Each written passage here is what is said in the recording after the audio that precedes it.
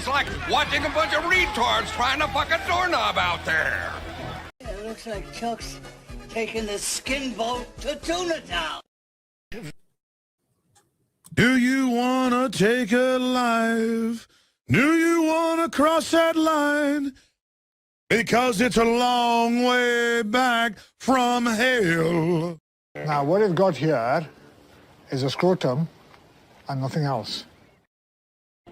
I learned a long time ago that there's no sense getting all riled up every time a bunch of idiots give you a hard time. In the end, the universe tends to unfold as it should. Plus, I have a really large penis. That keeps me happy.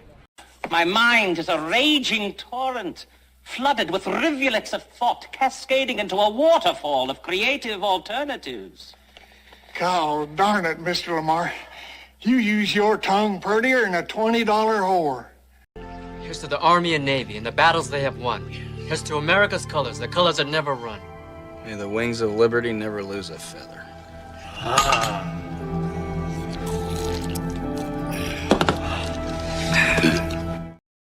The owner always wanted to run away and join the circus when he was a kid. Now the son of the bitch owns the circus. Ah, man. Real license to steal. Oh, yeah. The American dream come true, man. Pure Horatio Alger. Yeah, welcome to the happy place. Listen, let's get down to brass tacks here, man. How much for the ape?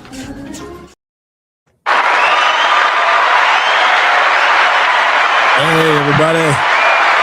Guess I'm naked without my headphones, but we'll just have to, I don't need to hear myself. You can hear me just fine, right? Right? Let me double check that. I'm double checking it. What's up, everybody? Back in Texas. Back in Texas. That was a long drive, but it was beautiful. It was beautiful in that brand new truck of mine, just kind of towering over everybody. 5x5. That's right, chat. Half Deaf Hero, what's up? Lady Aaron D, what's up? King Orso, how's it going? Me and my shadows. Multiple shadows. Chip Chipperson rules. Uzi, B-Chain. Paul N. Pop Gaming. Pa Gaming. I can't read the rest. It moved too fast. What's up? B-Buster. Mike Oxlong. Bushka Blue. Dr. Rick Douglas. Hello, doctor. Big SA. Ooh, San Antonio. That's what I hope that's for. Diego Salazar. Saint Cimmerian. What is up? Andrew Brown. We got Sol Jaharan. We got Red Rum. We got Laslud. We got Inject Some Common Sense. Oh, we're going to talk about injecting some common sense in a moment here with California. We're going to be talking about California and the Paramount Warner Brothers merger in just a merger in just a moment. Dalek Russell, what's up? What's his face? What's up? G59, the dead critic, Capable Coney. Welcome to the show. So this is going to be a square up for today. Today, we're going to be doing some real BBC, and we're going to be doing some hot D. So I'm going to mix them up. We're going to go kind of back and forth a little bit. Because of the travel schedule, I wasn't able to do full streams, but I'm back home now, and I got to get this done tonight because I want to. Otherwise, I'd just be going to sleep. Who wants to do that? What's up? Is Eric here? I warned the mods this time. He's probably going to give me a medal. What is up? Vegas was awesome. It was hot as fuck. It was like 114. So we won't be doing it in August anymore. No more August meetups in Vegas. That was the last one. But I'm very glad I went during the 60th anniversary of the Star Trek convention. I was able to get a couple of pictures. Disbrew got the whole set.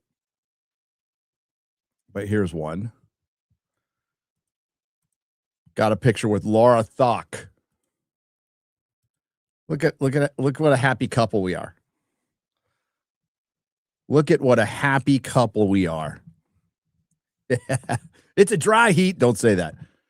Well, it's hot here too, but it's only 90. Do I think Kurtzman ruined Sleepy Hollow? Yeah. I think the show was actually okay at first, but Roberto Orsi was writing with him back then too. The late Roberto Orsi. So yeah, got a couple of pictures, had some fun. Oh, you're watching the BBC right now? Yeah, I just got home. I just got back about a half hour ago. Decided to fire up a stream because it's back to it. I haven't made a video since the Spider-Man review, so I got a couple videos to make. And Chris and I will be streaming tomorrow. I heard he's watching a show. I don't know if he wants to make it public yet, though. A show that's coming out soon. That does not have the word green in the title. What didn't Kurtzman ruin? That's a good question, chat. That is a good question. What didn't he ruin? But first, because I was looking at Twitter at the gas station on my way back in Kerrville, Texas, lovely Kerrville, Texas. And I saw this tweet from California AG Rob Bonta. Rob Bonta, another retard California politician. They have no fear of losing office because they will never be voted out. And then every year, Californians go, what the fuck's going on? Well, I mean, it's because retards keep running your state. And it's only going to get worse. I mean, if you look at like the mayor of Seattle, she makes Gavin Newsom look good. And that is in your future. But as far as the Paramount Warner Brothers merger goes, he is trying to stop it. And it's for political reasons. This is purely over TDS. And I don't care if you like Trump or hate Trump. This is business. This is Hollywood.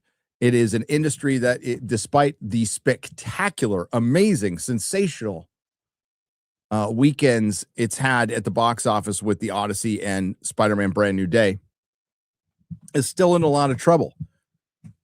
Shooting is down 40%. No, shootings are up 40%, but actual shooting of movies are down 40%.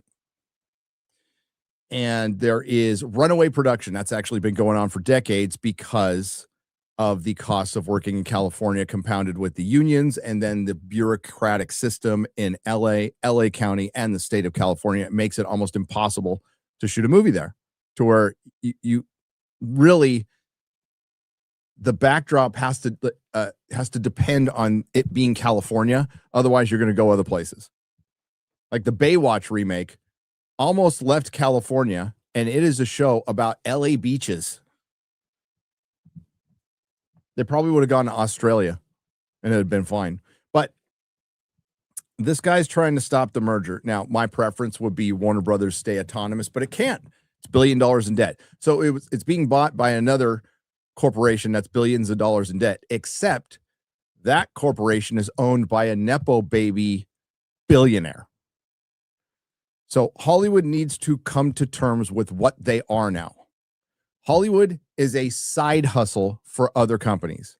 It's a side gig for other companies. It's a vanity project for other companies. That's what Hollywood is now. It is not an autonomous industry. Disney, the only studio that's still around, is an experiences company. They are not a movie studio. They are an experience company that has a movie studio that uses those IPs in their experiences. MGM, gone. Fox, gone. Warner Brothers and Paramount are essentially gone. You have Universal.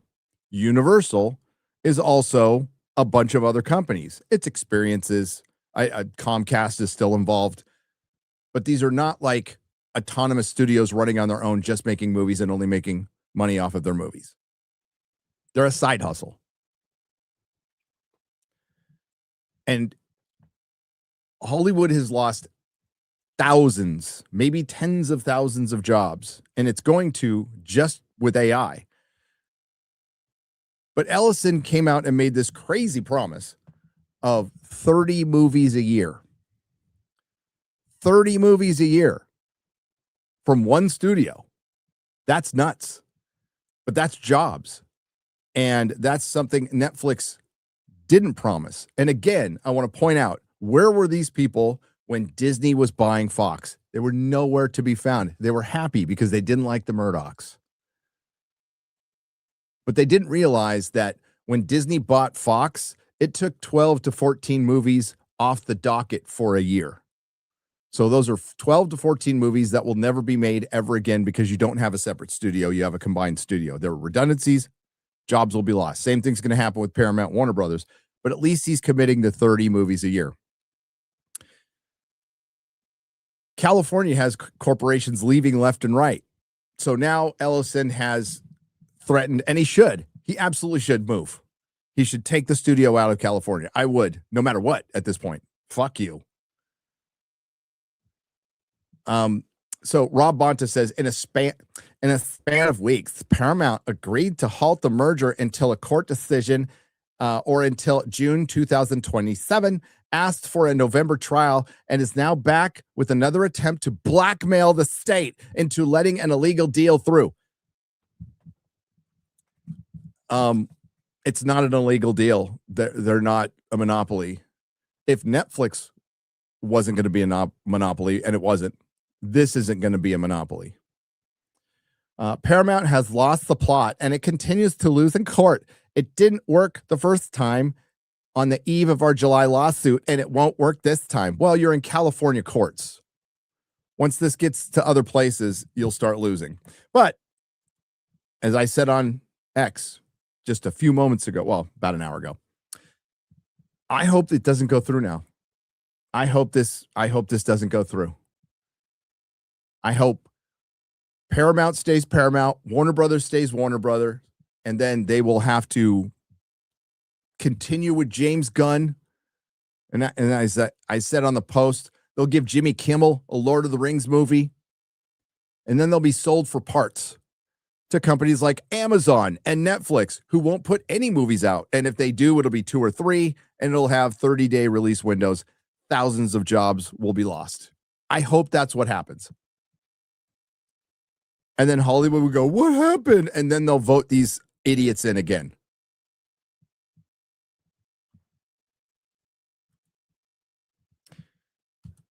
You get what you fucking deserve. They're so fucking stupid. And it's just because Ellison's dad has a relationship with her, and it's all TDS, and it's not thinking about what's good for our livelihood, what's good for our business. And Ellison, it's not like he's new. He's been working in Hollywood for 2 decades, and people had no problem working with him at all, including one Tom Cruise. Now, if you want to get mad at Ellison, JJ Trek, that's something to get mad at him about.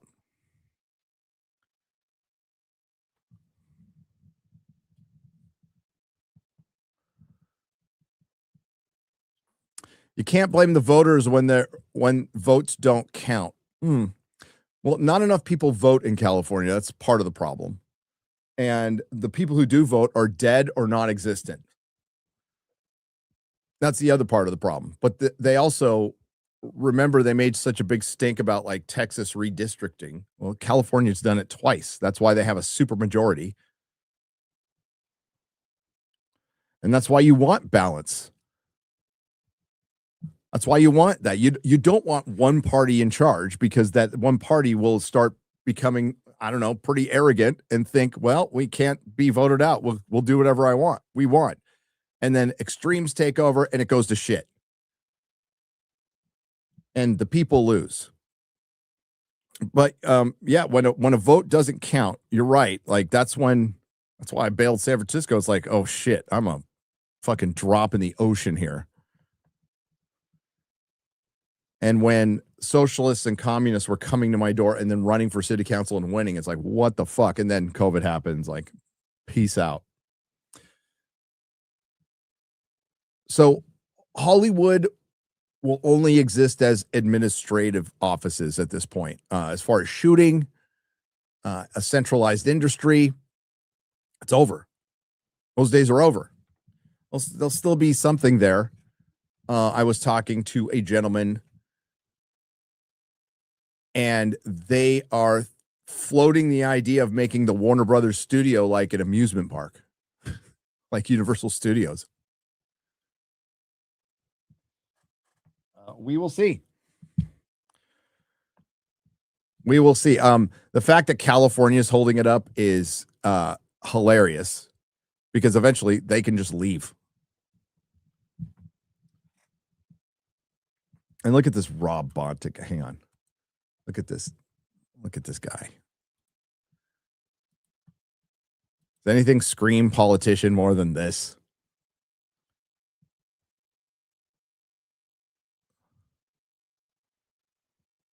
Makes you worry for his interns. Spencer Pratt's all over it, though.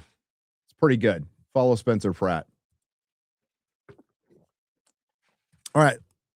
Let's get to the peeps. Thanks for being here, everybody. He looks like a realtor. He does. He looks like a Palm Springs realtor.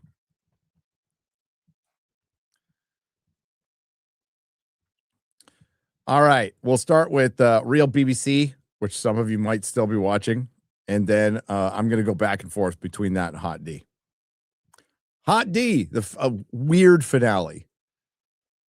One that I enjoyed. I'll probably even watch it again. In a horrible season that makes no sense. They go an entire season without telling certain characters' names. And you just have to rely on the book. Randall Moore, 121 for $5, says, have you checked the new Mego action figures? Wondering your thoughts on them. Are they any modern action figures you collect? There are some modern Mego ones, like ones they didn't make. I feel like the quality, even with the new ones, isn't as good as the old ones, or it's not as charming. They do have some of the old molds, and they do a pretty good job with like the repros. But yeah, I have a Jon Stewart Mego. Yeah.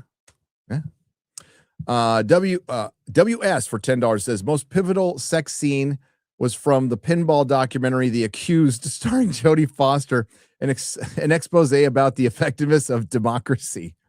Oh, WS, don't even talk to me about The Accused. I was working at the La Paloma Theater in Encinitas when that had its run, and I saw it more. I saw that scene more than I wanted to. Gus for $5. Check out YouTube Star Wars Tales Untold.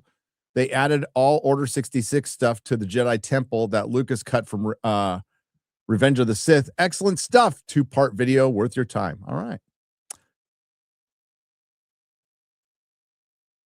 All right. Leonardo T. Dragon for $5 has sent one Nerdrotic membership. Thank you very much. Jay Harris for $10. I will follow Papa Incel through the gates of hell. Hail, brother. Hail, my incels. My Papa Incels and my Mama Incels. I went to the Nerd Bar on Sunday. It's awesome. There's cool places around there too. Yeah. Udite, there's the Toy Shack, which is brilliant. I got a couple things there. I feel like the girl boss fatigue has y'all over analyzing Gene's actions. Doc Ock, Harry Osborn, Sandman all have done worse things and got redeemed. Okay, Yeager, I agree. There's a path to redemption, but with okay, let's go with Doc Ock. What was his path to redemption? Doc Ock's path to redemption was dying. He died. He sacrificed himself. Sandman's redemption, a little too easy for his crimes. It's good that I hate that he shot Uncle Ben. Hate it. Fucking hate it. But Peter forgiving him is fine, but him just, going free. Harry Osborn. What happened to Harry?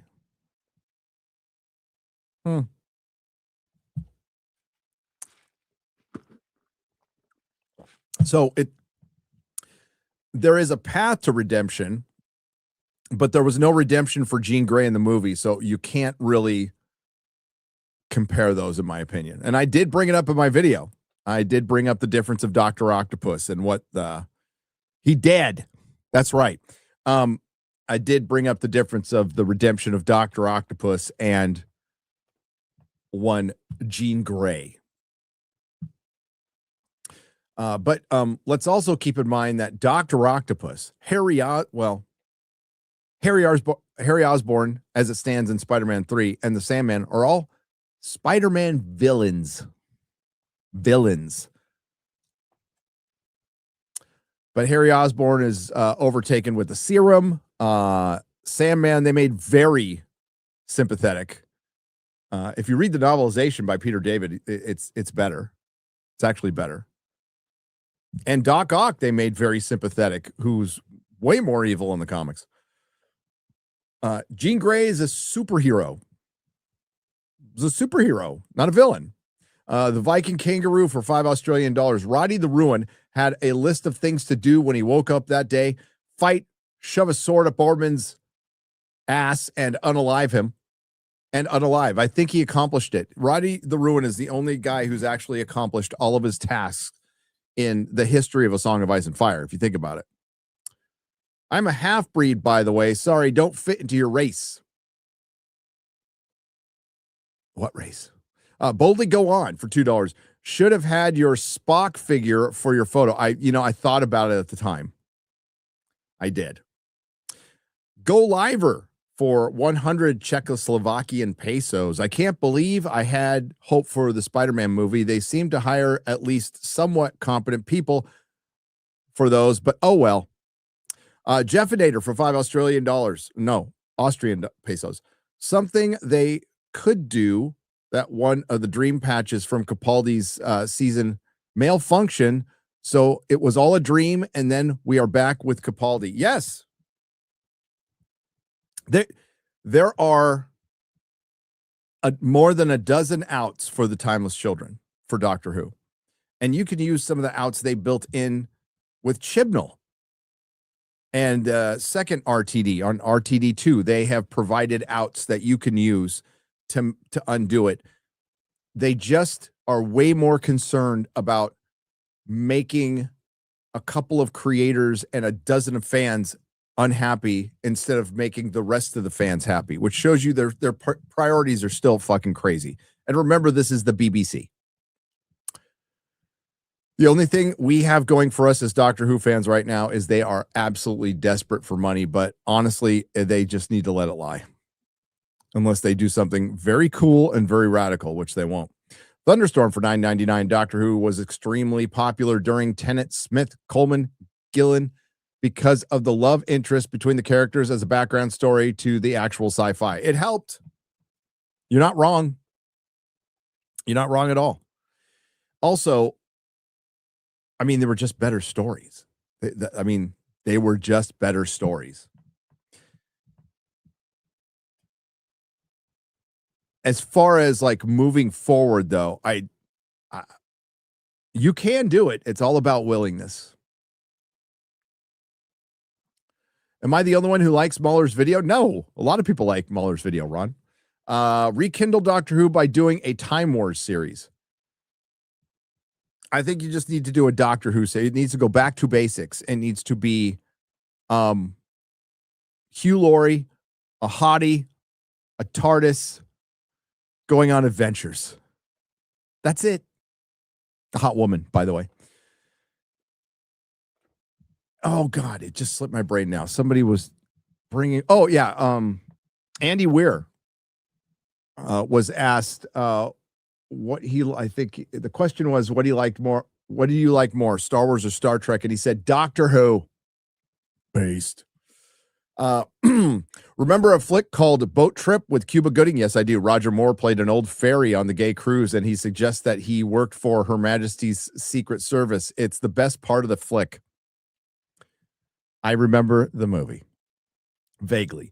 Ton Lito for $5. We now have a situation where John Walker could see Genosha and say, too good for him, and everyone would clap. Snacks for $5. The problem with Craig's Bond is Mickelson hit his junk too hard with the rope knot. You could see the results in the other movies. Ballless Bond. That's a good point. In a scene, Jean Grey showed her face. Don't do that. Instead, she sees her in her hood and searches for the driver's face to find where she is going. Instead of just like her showing her face. Christopher Nolan doesn't know history, doesn't understand language. English and German are both Germanic, by the way. Jeffinator for $2 Well, isn't it a little Latin based too? I mean, I don't know. I've been kicked out of 3 high schools, but what's the bet? It's going to be James Muhammad Bond.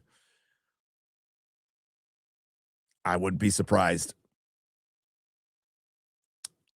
Dude, the word democracy comes from the Greek demos, means the people are the citizens. It means power or strength. Wow. X-ray girl, what are you doing to me here? I can't read this one. Word come. So probably republic comes from the Turkish. The public has a vote. It says Ron for 10 Czechoslovakian pesos. Zach Kreger's best movie is Miss March, says Slinky. Madam Web is greater than the Odyssey. I think a lot of people think that, Captain Bucky. Not enough, though. When I mean a lot, I mean like 100. Okay. Harakumi for 5 British pounds. They made more money on a Sony movie than their own superhero movies with Spider-Man Brand New Day. Yes. What's that box office at? Let me check.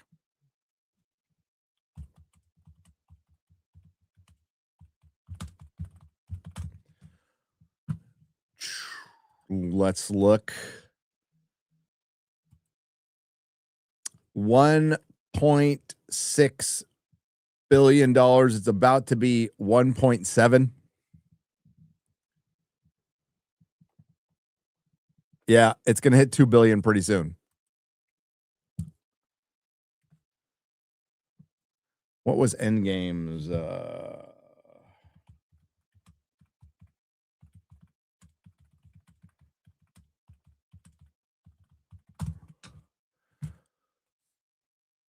$2.799 billion. What Avatar was 2.9. This will be 2 point something. I'm still shocked by what they said, what you said about Secret Wars, Gary, since they'll probably retcon What If with Doom defeating Kang instead of Pegger Carter. So I hate Kevin Feige. You figured out my hint. Congratulations, because you're probably one of the only people who watched What If. So I'll just say congratulations. I hate Kevin Feige. Well done, sir. Well done figuring out my hint. I cannot elaborate. You'll have to go back to past shows. Maybe somebody can help you. Some autist, and I mean that in the most loving way, where I gave a hint on what the ending of Secret Wars will be. At least the one they're planning on now. Okay. Which I'll tell you someday. I will tell you. I will tell you all. I just got to wait. I want to tell you now. I do. I want to tell you a bunch of shit now. There's potentially something really exciting happening right now. I'll tell you soon. We'll see what happens. So there's like glimmers of hope. Like there's things I'm enjoying. Like the good thing about even the last couple years is there have been a lot of things I enjoy come out. Now, most of them have been streaming shows. And honestly, it's kind of what I prefer. I prefer a good streaming show, a longer story, more in-depth story than just a movie.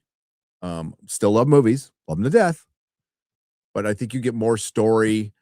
And with the Prestige series, this is why I thought it was the future. And it should have been. The thing is, they didn't find a decent way to monetize it. But even with House of the Dragon, forget the story. If you see it looks better than any Marvel movie. It looks amazing. As far as a fantasy series and a fantasy world, it looks fucking spectacular. They just got to get the story part right. But there's been a lot of stuff I like. A lot of shows I like. And I think things are slowly starting to turn around once Hollywood realized that, oh, people do like inspiring things. Now, companies like Disney, it's still going to be mostly shit. And quite frankly, that's what it has been for the last decade. But, at least we're getting a good show once every 3 months. We used to have to wait a year and we get one good show. In a few short weeks, we're going to be getting The Gentleman and Mobland in the same month. That's fucking great. Then Landman, Tulsa King.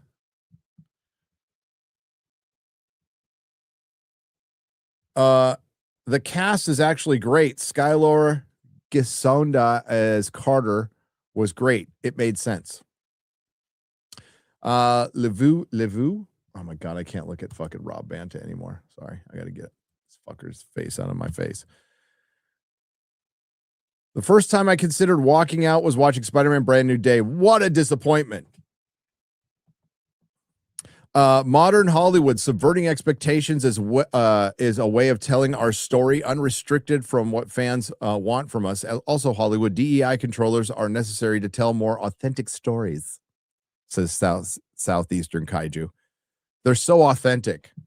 There's nothing more authentic than an Indian Greek. I mean, that is authentic. There's nothing more authentic than Elliot Page playing a Greek soldier who will be nominated for Best Supporting Actor.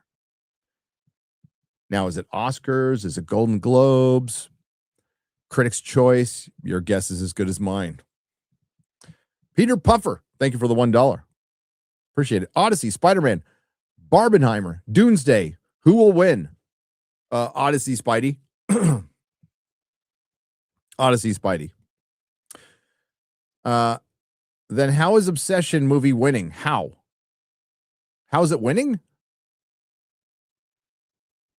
The Obsession movie is winning by costing $750,000 and making $400 million. It is the most profitable movie of the year, and it's not even close. It's not even close. It's winning also by, it didn't go down in its second week. It went up purely on word of mouth. The only marketing that still works. So whether you love or hate the movie, Obsession is the winner of the year, like hands down. And then you can go to Backrooms. But Obsession's the winner of the year. And I think it's too bad that it's now going to get overshadowed by a bunch of critics who want to own the chuds with the Odyssey. So they're going to ignore the legit fucking win Hollywood had, the real fucking win, which was Obsession.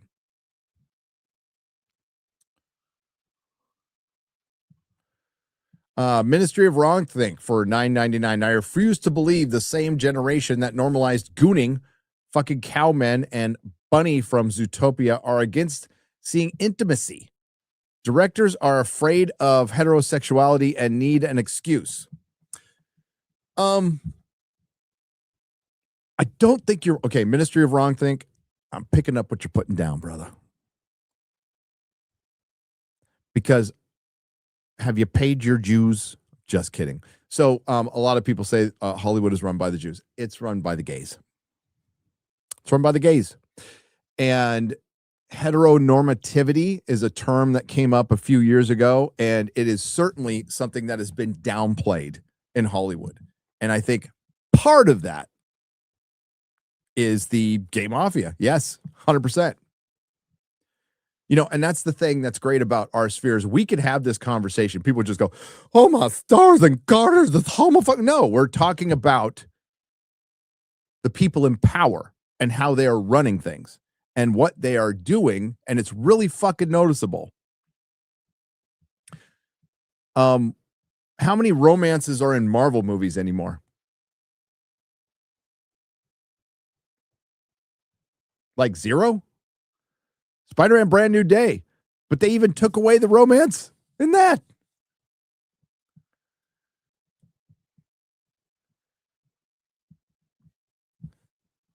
So, yes, there is a downplaying of heteronormative behavior, which means straight.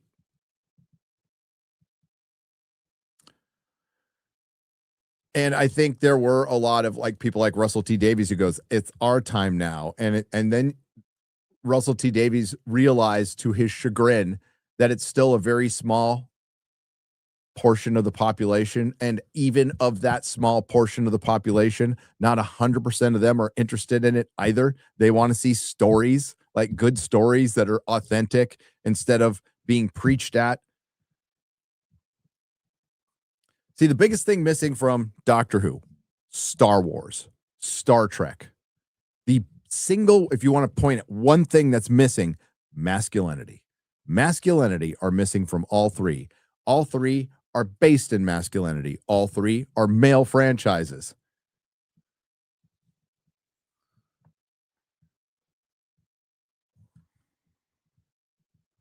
Team America World Police sex scene was off the charts and very important to the plot. Travis, I completely agree. That was one of the smartest super chats of the day. Luke, one of the greatest compliments I think we've ever gotten. Luke, thank you. For 2 British pounds, he says, I enjoy your Top Gear-esque chemistry, lads. That is the highest compliment you could pay any of us. Sincerely, thank you. Because that's the greatest chemistry of all time. So if we're even a 1,000th of that chemistry, thank you. Then Gus follows that up for $1.99 with boobs. Boobs. We like boobs. Zendaya is the Nickelback of Hollywood. Oh, man, there's some Nickelback fans who are going to come after you. Overused and 5 out of 10 talent with the facial expressions of Mrs. Potato Head. You know what? I'm going to show some respect to Nickelback. She is the Pearl Jam of Hollywood. I like Nickelback more than I like Pearl Jam. Ugh. Fucking Pearl Jam. Fucking sing. Can you speak a single word, Eddie Vedder? And he grew up in my hometown, went to my high school. Ahead of me, because he's older. Sebastian Howard for $5. The people who won't like sex in movies are usually aspy Zoomers who have never had sex and cry that it adds nothing to the movie. Yeah, wait till you have sex. All the problems with Civil War comics. Robert Hayes.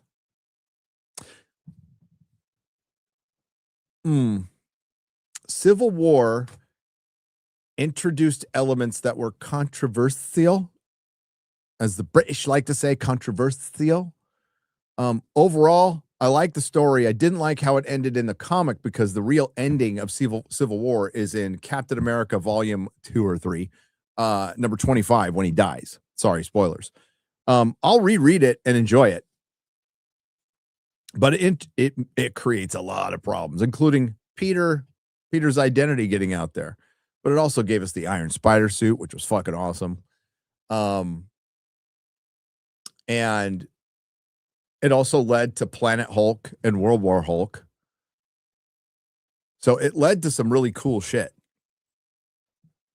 As a matter of fact, next Real BBC, I will be bagging and boarding my complete run of Civil War with all the variants and crossovers. Save Cinema, bring back PG boobs, says English Batchers. I agree, mate. Thank you for the 5 British pounds. Who do you think is the worst MCU whammon? I hate Kevin Feige. Oh my God. That's almost a top 5 video, brother.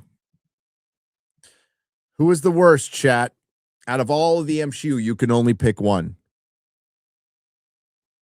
Who is the worst of the MCU? It could be a dude, too. Doesn't have to be a girl. We ain't sexist here that much anyway.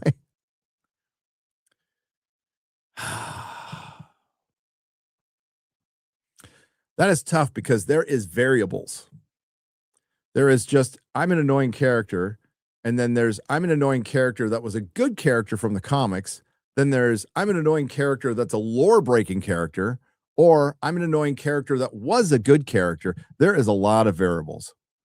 Variables. Or variables. Fuck. That is a good question.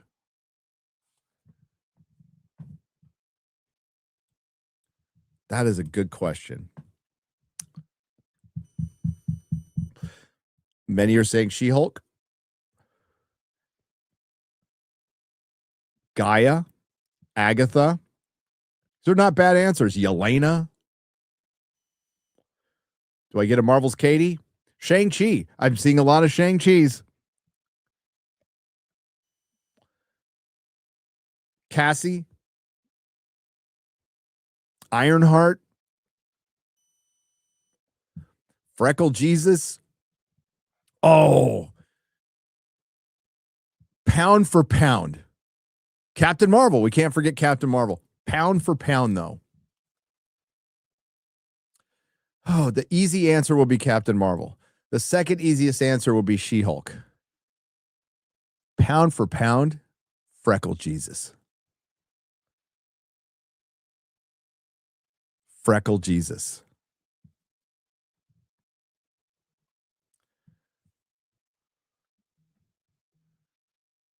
I should totally do a video on that. Echo? How can we forget Echo? I haven't heard a thing about her. That was chimes. Hang on. I don't have my headphones. They went off the reservation with that one.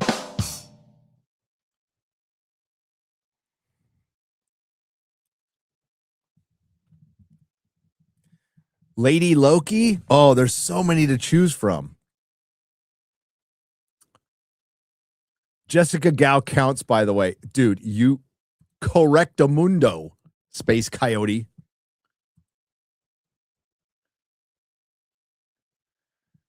Egyptian superhero, the Scarlet Scarab.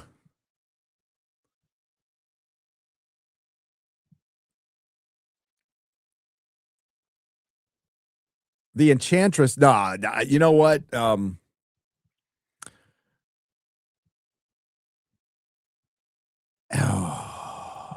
Is a real character, by the way. But it's not Lady Loki. They never called her the Enchantress. We tried to rationalize that while we were watching the show.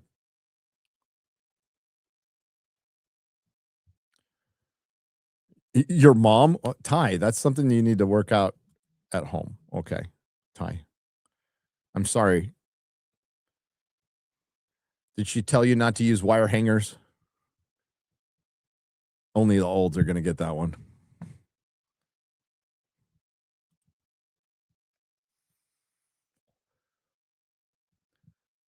There are many characters, chat, that are both DC and Marvel.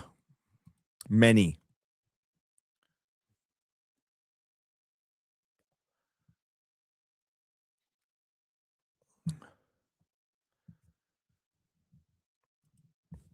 Man, that was a good question. I put that in my notes, by the way. Fake Valkyrie. The many faces of Tessa Thompson.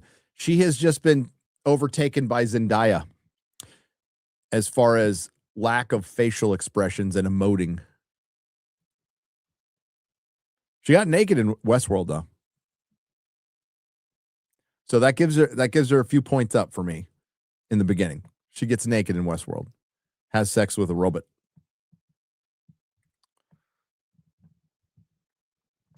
And that's not Valkyrie. And what really sucks is Broomhilda, the real Valkyrie, is in Ragnarok in that flashback scene, and it's fake Valkyrie's girlfriend. You know what? The only movie that had a real Valkyrie? The Northman. But the Broomhilda that gets killed in Ragnarok, that she looked like Valkyrie.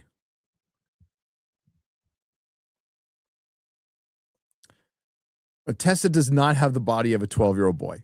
I respectfully disagree. I respectfully disagree. Is anybody voting for Wanda? Wanda would definitely go into a character that we liked that was turned into shit. Pedro Pascal is the winner of the worst character of the MCU. Comes in late with the 3 a.m. ballot dump.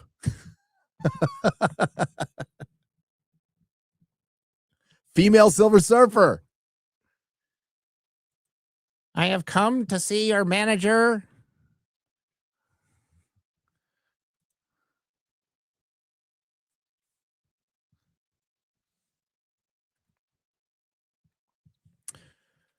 Robert Hayes, thank you again for bringing up Civil War. And I hate Kevin Feige. Wonderful question. Well done, sir.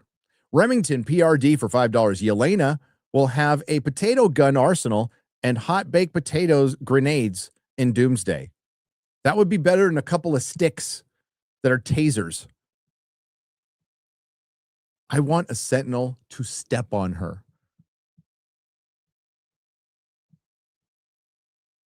If a Sentinel steps on Yelena and they kill Shang-Chi, I will join Critics' Choice and the Critics Association just so I can vote Doomsday as Best Picture.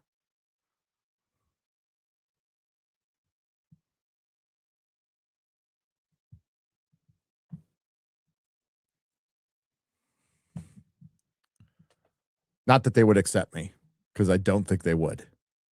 I think they would take Drinker, though. I think we should talk Drinker in the, because I'm going to join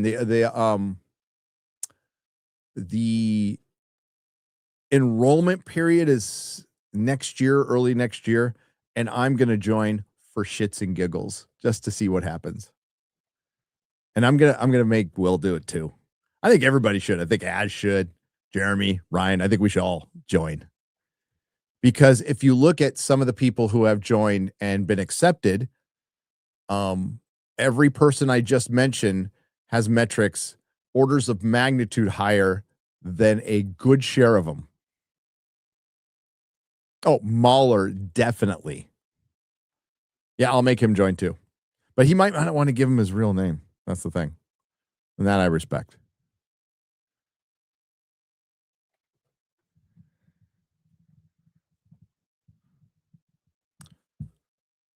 Excuse me. Ran out of channel names for $5. The most heroic thing Spider-Man did was give the government a weapon to solve mutants, inhibitor, and lead. Yes. Listen, I like the movie. Why is Molly so shy? I don't know. It's part of the channel. It's part of the mystique of the channel.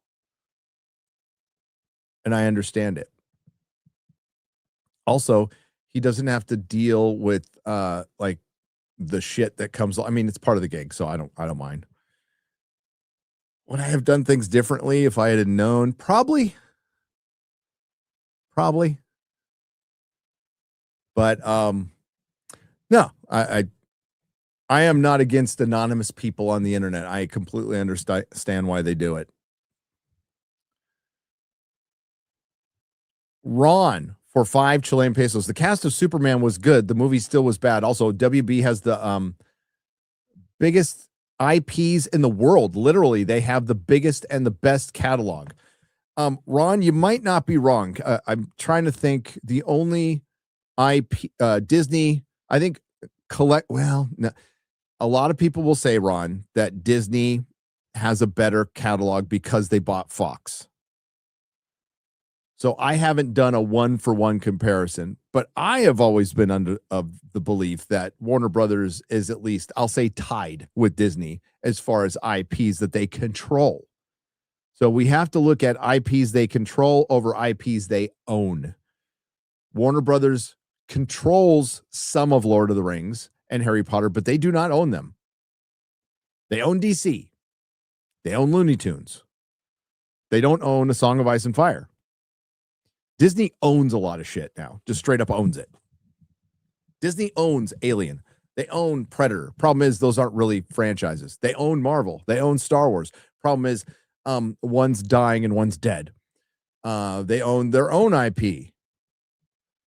So I would still give it to Disney, but I haven't done a one-for-one comparison of catalogs. Warner Brothers definitely has a catalog worth paying for. And that could be very lucrative if somebody with half a fucking brain and an above room temperature IQ were running the company. Now, the smartest guy was running the company, but he had no interest in actually making it better. He just wanted to make it look better, and he succeeded. Nothing but respect for David Zaslav as a businessman. I still think Warner Brothers is stupid, but he's the winner. Whatever happens, he is the winner. He's got some cheddar in the bank, and he's going to go on his yacht and bang a bunch of hookers, butt chug some hookers. You don't want to know what that is. And honestly, there needs to be more of that in Hollywood, more coke and less woke. And I say that as a grateful recovering addict. Say what you want about Jeffrey Katzenberg. It took guts to quit Disney and form DreamWorks out of spite. Shrek, How to Train Your Dragon, Kung Fu Panda, Prince of Egypt. Oh, hell yeah, Burnouts. Absolutely. He did well for himself. Spite is a great motivator in the beginning, but eventually you have to get over that spite and create good stuff, and that's what he did. But for initial motivation, spite, I am for it. Brand New Day would struggle to be 15% competent, 85% shit, said ran out of channel names for $2. I love Brand New Day as a flawed, decent movie. It is not great, but I liked it. Gonna watch it a third time. Gonna buy it on a 4K Blu-ray. Hell yeah. The most powerful is Gambit, even after nerfed himself. Just powerless. It's Gambit, right? The most powerful mutant? Gambit? No. Oh, God, no. Gambit's mid-level. A little above mid-level. He's powerful. I don't want to disrespect Gambit. Gene Morally Gray says snacks for $2. Crewor has donated 1 Canadian peso. Thank you. Gene fans are Walker haters. Frame over the photo. I am not a Walker hater. John Walker did nothing wrong. And as Mahler and myself, I think we all agreed that the best new character since Endgame is John Walker. Super Mastermind for $5. Lore Master Marvel Universe Handbook, a series of comic books that showcases every character and their powers and who they are and why. Give me one moment. I'll give you an example. Hang on. Hang in there. Oh, no. Hang on. Walk it over to my folders. I love these because I'm an old art of parts guy. And I had these in my comic shop, and these were like my catalogs. When we would have little discussions, I'd break these mofos out. So I have all of them. And inside you have turnarounds, and then you have stats. So these are from the comics, but then you have stats. So you have Magneto. And then all his stats right here. Real name. At this point, it says unrevealed. Other alias, Magnus. Former alias, the creator. Dual identity, secret. Current occupation, revolutionary. Former occupation, teacher of New Mutants. Would-be conqueror, secret agent. Citizenship, unrevealed. Criminal record in the U.S. Unrevealed. Birthplace, probably somewhere in Northern Europe. Marital status, widower. Known relatives, Magda, wife. Anya, daughter. Wanda Maximoff, alias Scarlet Witch, daughter. Pietro Maximoff, son. Crystal, daughter-in-law. Luna, granddaughter. Known confidants, currently none. Formerly Charles Xavier, Gabriel Haller, and Rogue. Flight speed, unrevealed. Speed, enhanced human. Strength, Magneto can use his magnetic powers to increase his physical strength up through class 100. Intelligence, extraordinary genius. Stamina, superhuman. Durability, superhuman. Agility, enhanced human. Reflexes, enhanced human. Fighting skills, excellent. Hand-to-hand combat. I love these things.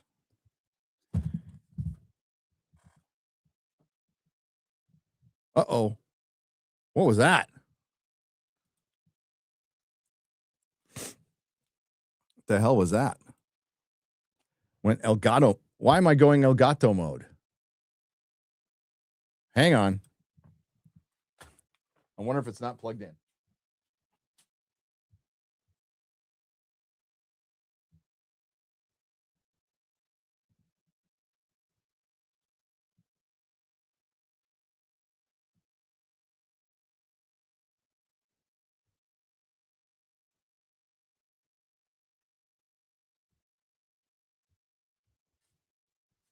So it happens when you get off vacation. All right. Let's go to Hot D for a little bit.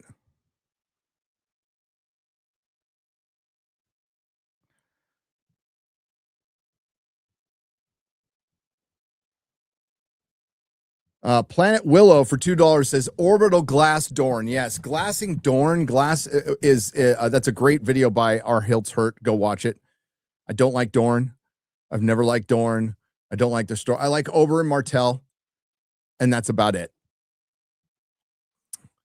In the books, Verify for €2. I'm afraid they're gonna grooming Masseria to be the shepherd. They are. It looks like they set her up to be the shepherd. If you know, you know. At first, I thought Helena used her tapestry as a rope to climb down and escape on Dreamfire. Nope, she's telling the story before it ends, and all the answers Rhaenyra wanted were on that tapestry. The thing is, though, the tapestry isn't 100% correct. Jasper Lane for $10. Sorry, type faster than I could think. I found the season weaker than previous season. I agree. The season is weak. I posted on Twitter. I said, overall, it wasn't a great season, but damn, that was an entertaining finale that I'm going to watch again, probably tonight. I wonder if Ulf is going to push Roxton to give him the crown, and then Roxton might have to do the poison thing. Wink, wink. May your gods go with you. I think, so in the book, Hugh Hammer and Ulf meet their end in kind of a anticlimactic way, we'll just say. I'm wondering if they're setting up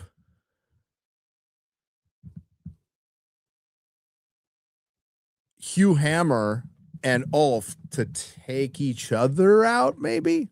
But that, I don't know, that would be kind of repeating something that will happen later in the season. So, yeah, Roxton goes out in the funniest way in the book. It's actually hilarious. And they made Roxton a fucking badass. He beat the shit out of Daemon Targaryen. Beat the brakes off him. And like Roxton's like, you heathen, you kinslaying heathen. So the one thing I like about House of the Dragon and the first season of A Night of the Seven Kingdoms is they finally introduced something they don't really get in. They get into in the book, but not as much. They make it much more prevalent that the Andals really fucking hate the Targaryens and see them as heathens. The Planet Willow for $10. Thank you for showing the new meme and not being complete soft about it. Of course, we're not soft. I mean, headed once in a while. I mean, I am, but Swaniak for $6.99. Last episode, Aegon said coward instead of craven is the first and only time coward has been said in the Song of Ice and Fire TV shows. 7 blessings from the true gods. Well, they say craven a lot in the books. They do. But maybe they've overused it. I love Ormond, and I love his death equally because the book is basically like, shit happened at Tumbleton, and Ormond died. I know. That is true, finger toes. The Battle of Tumbleton is like, well, yeah, the dragon seeds turned. A lot of people burned. Didn't mean for that to rhyme. And oh yeah, a couple people died. Shad, Damon versus Roxton fight autopsy. I want to hear Shad probably talked about it on his channel. It's a good fight. Damon fought his best, but he was overpowered by a much larger, better fighter. Damon is a good fighter for a Targaryen royal. He's a decent fighter. But Kristen Cole kicked his ass because Kristen Cole was the best fighter. Until he was killed, he was the best fighter in Westeros. And yes, he could have taken out fucking Roxton too. He could have taken out Roxton, Daemon Targaryen at the same time. But Daemon for a dragon rider is a decent fighter. He is, but he's Damon thinks he's a better fighter than he actually is. I like Damon.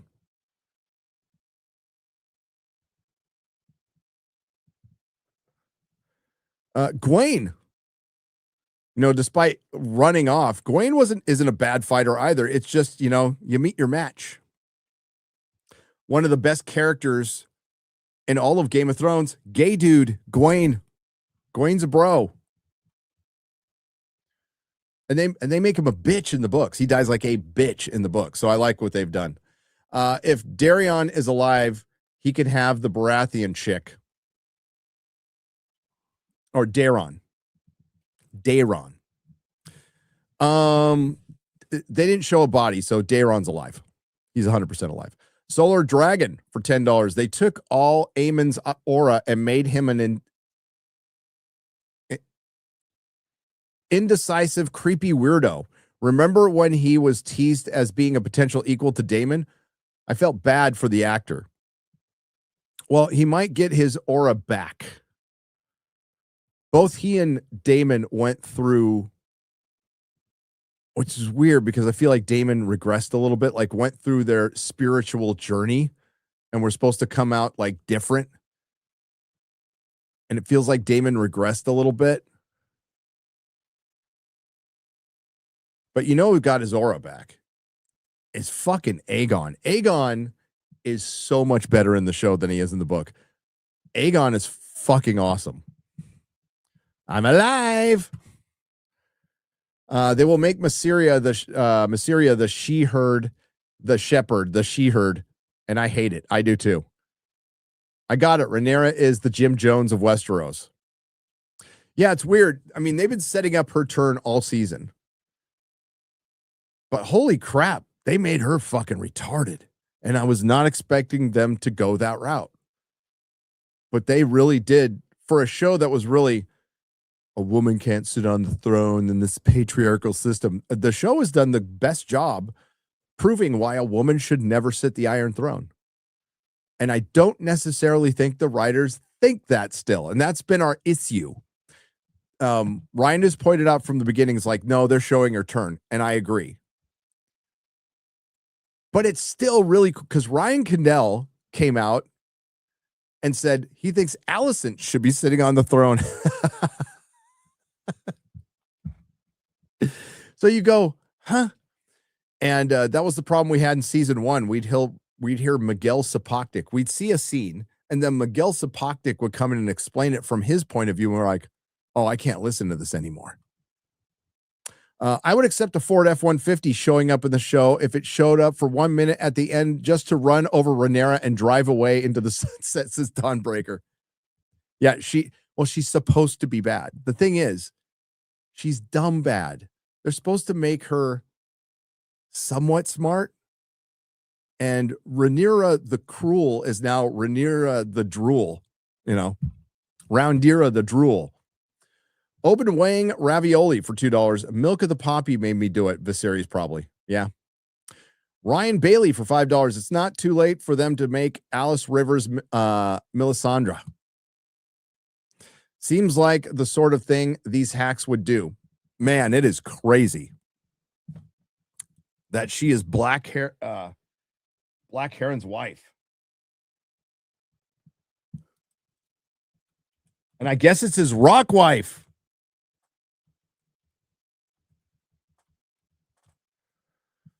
And I don't think she's named.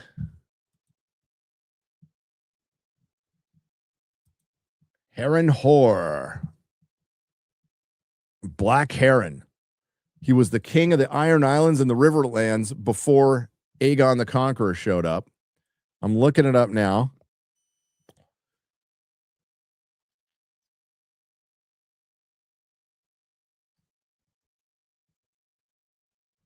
And I don't see a wife named anywhere. Yeah, it's unknown wife.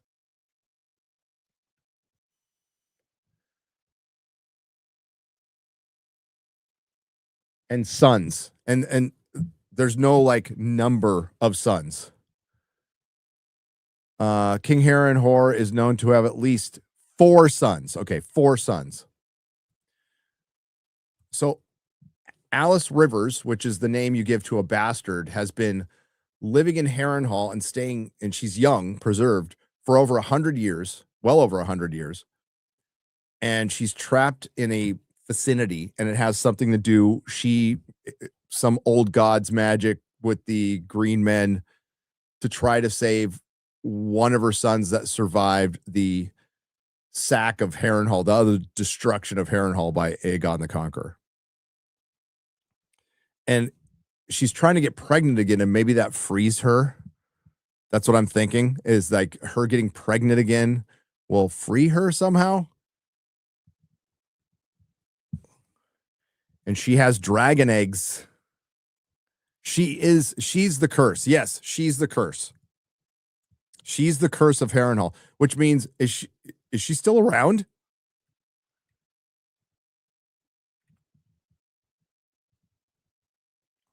It's Hightower Summer, boys. Courtesy of R. Hiltz Hurt. I saw that today. Mr. Blasting, thank you. I saw that today. That was funny as hell. For a while, you've been discussing if the show thinks it's Rhaenyra's fault. I think half the writers do, half don't. That's why it feels confused. That's a pretty good point. Fathamel the Clouded, thank you.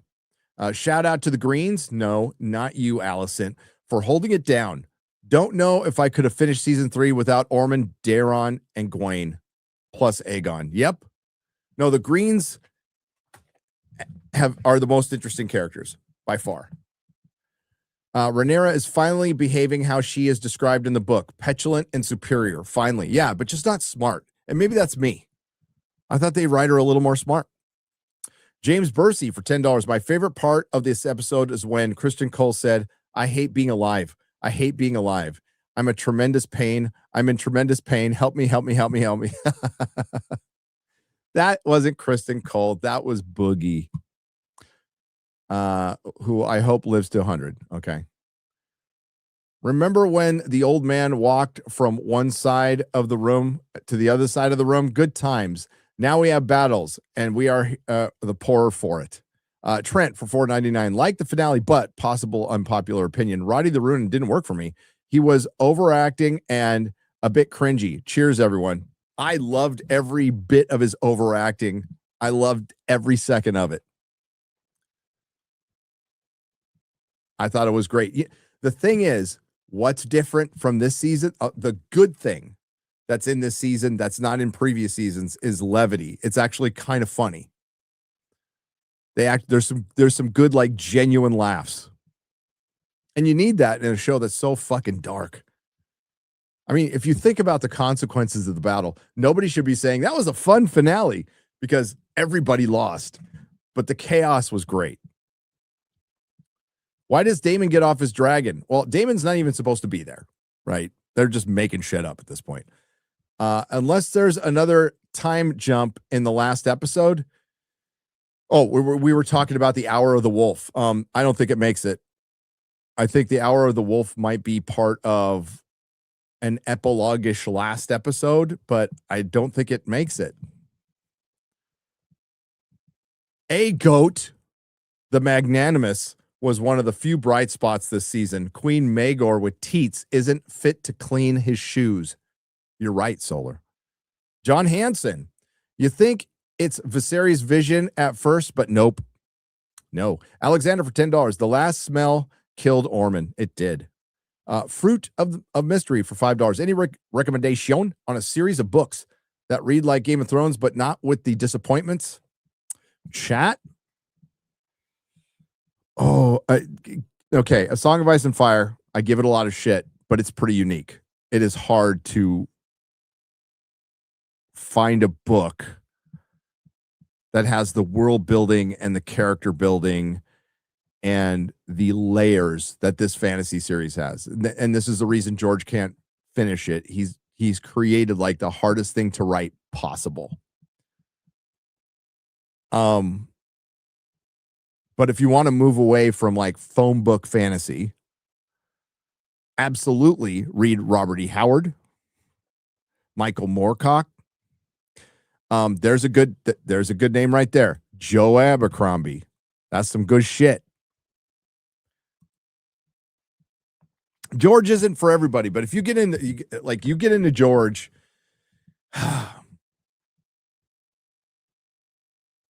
if you want to say overrated as far as like, it depends on if you get engaged in his books, because his books have some of the best rereadability this side of Tolkien. Tolkien's superior. George R. R. Martin isn't fit to hold a piece of the professor's poop. But as far as rereadability and finding new things upon rereading, which I still do, he's one of the best. He's one of the best. He's also a lazy guy, an ungrateful guy. I'm sorry he's depressed, but if you had more gratitude in your life, you wouldn't be depressed. Yeah, Abercrombie's good. Roger, The Nine Princes of Amber. That's fun. I like that quite a bit. Did that just pop up? What the hell is going on?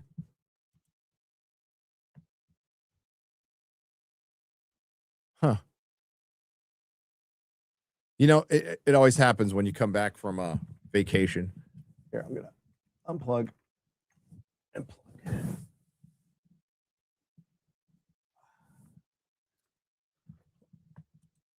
There we go.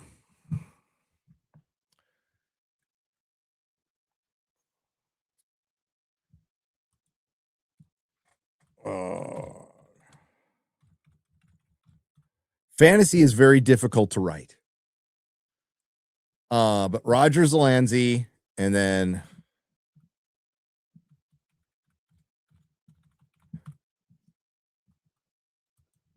gosh darn it, I'm blanking on this author's name.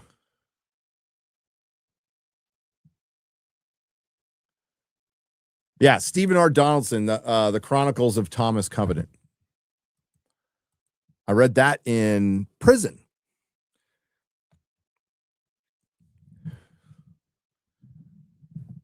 Edgar Rice Burroughs. Fuck yeah, Edgar Rice Burroughs. Hell yes. Aegon was the only thing I liked. Where's Vagar? Vagar will be back. I think Alice sent it away. I think this episode vindicates Asmongold. What did Asmund? I mean, I like Asmongold, but what exactly did he need to be vindicated for? I'm so confused about. Did he say something about House of the Dragon?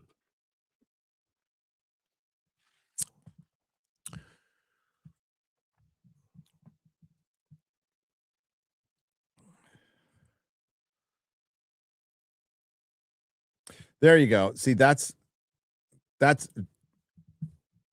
George R. R. Martin's biggest flaw is gratitude. I am an aspiring writer and will love to have as many fans as George R. R. Martin. Yes, ones who have stuck with him for a long fucking time, and ones that he's quite frankly treated like shit.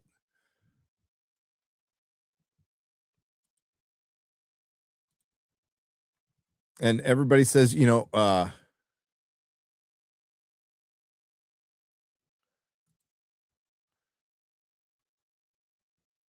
okay. So is it in relation to him being banned? I'm still not making the connection, other than the Twitch TOS is a lie. Most of Twitch is a lie.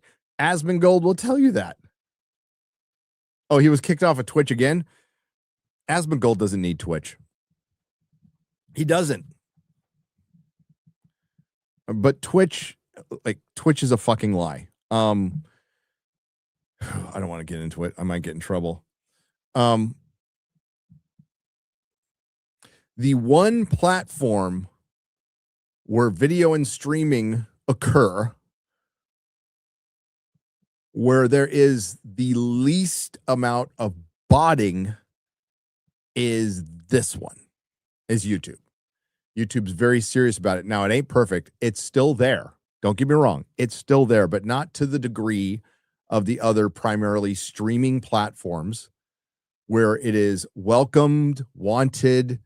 They don't really have an algorithm, not a video algorithm.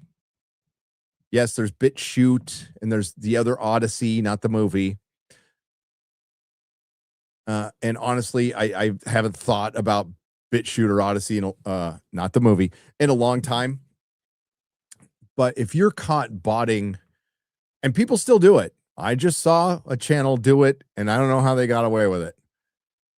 I won't mention the channel. And I don't know if they were aware of it. And sometimes the channel isn't aware that they're being botted by outside forces. But I saw a channel do a live event with a lot of fucking live viewers, and the view count did not match that live viewer. And I'm like, oh, well, yeah, obviously YouTube caught that, but they didn't punish the channel, which means it might have come from the outside. But you get caught botting a stream or on YouTube, they will nuke your channel. They will nuke your fucking channel. Other places, it's welcomed. It's talked about. The head of Night Media, which was a managing agency that I think used to work for Mr. Beast. The owner said, no, if you're not botting, it's basically if you're not cheating, you're not trying. So Asmongold has a legit following. He does not need fucking Twitch. Now, he might like being there and being like the counter to Hassan. And for that, I'm for that. And I'm not, he knows what the fuck he's doing. He doesn't need advice from me, but he doesn't need them. I can't believe Twitch is still around. Why does I think this episode? Okay, I've read that. Love seeing Damon. I only win duels against unarmored peasants. Fraudrarian get exposed by Chad Roxton. Didn't like how they made Daron a bystander. Yeah, Gene, he's obviously still alive. All right, we're going to go back to Real BBC. How are we looking on time? We're looking great on time. We're looking fantastic on time. Twitch massacred their mobile app, and somehow their new terrible version is what they use. And listen, I don't go to Twitch like ever. I think I did one Twitch stream in my life. And it's obviously advantageous for a precious few, for a top tier precious few. But again, there's no real algorithm. Honestly, I think Kick is a pretty good experience for streaming. I'm on Rumble. But if people want to seriously compete against YouTube, which I don't think they do, because it would take a lot, you need to have a video algorithm. You do. And then, of course, we didn't talk about it today.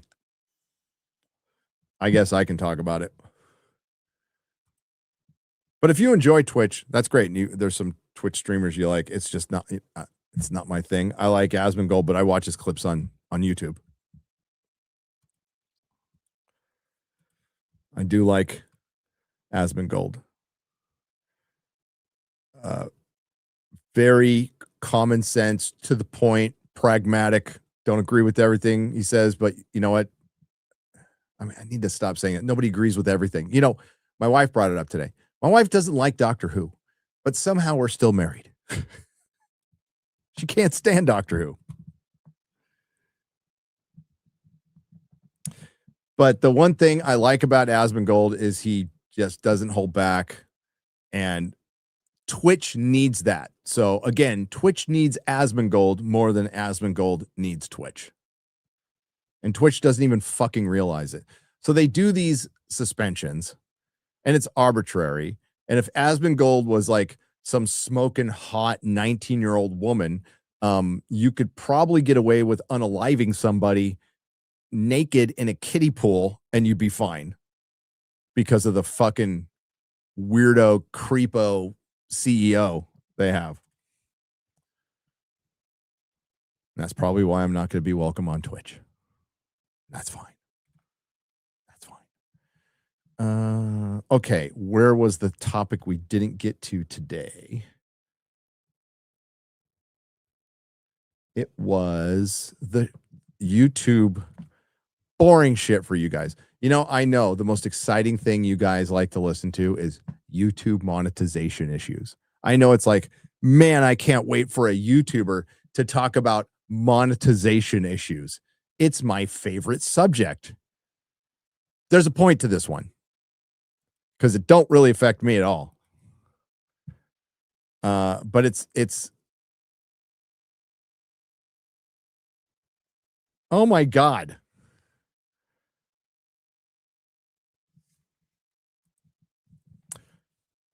This is a weird gig. You know what I mean? I just started out part-time doing this as a hobby while I'm working at parts places. You know, ended up at Tesla. Then thanks to you guys, the channel kind of took off and I did something stupid and I quit my job and went into this full force and it's worked out pretty good. And then I'm talking about, hey, we're going to go to the subject and I look and William Shatner's fucking tweeting about me. Kind of. You just got to pinch yourself. Okay.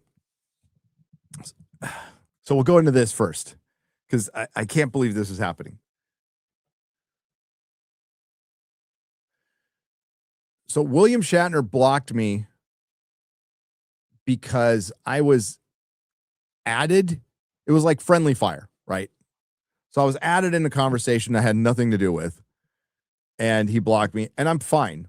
I don't care. I love the guy.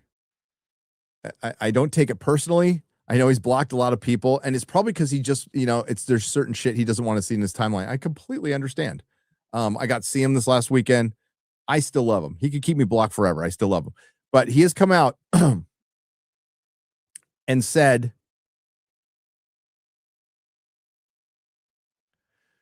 he will unblock me if I there's a silent auction, Mr. Shatner, and I will call you Mr. Shatner because I have nothing but respect for you, sir, my captain, sir, Mr. Shatner,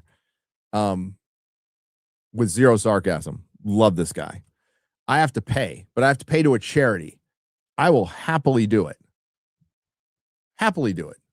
I'll happily donate to a charity for William Shatner.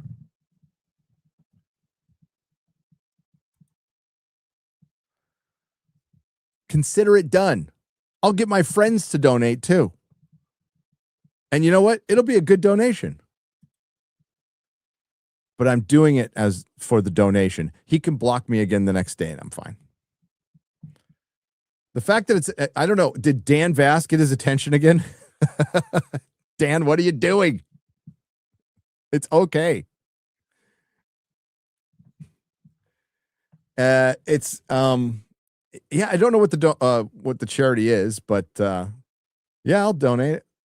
So Geeks and Gamers ran an article. William Shatner here. I'll share it with you guys. Jesus, what a weird life. This is so bizarre.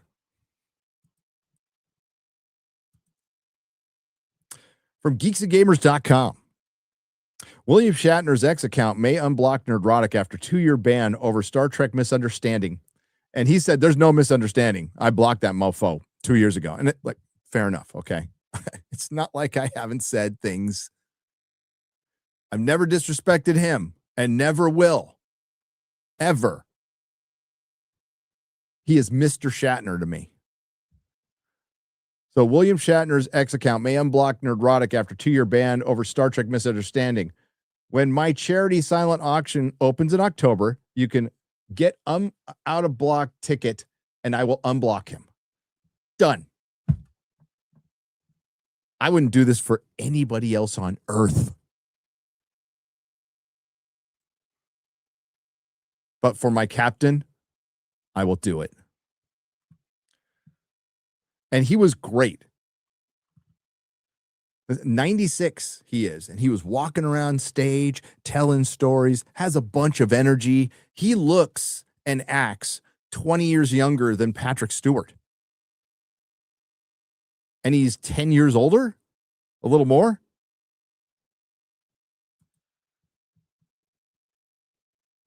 Bless his heart. Hope he lives to 200.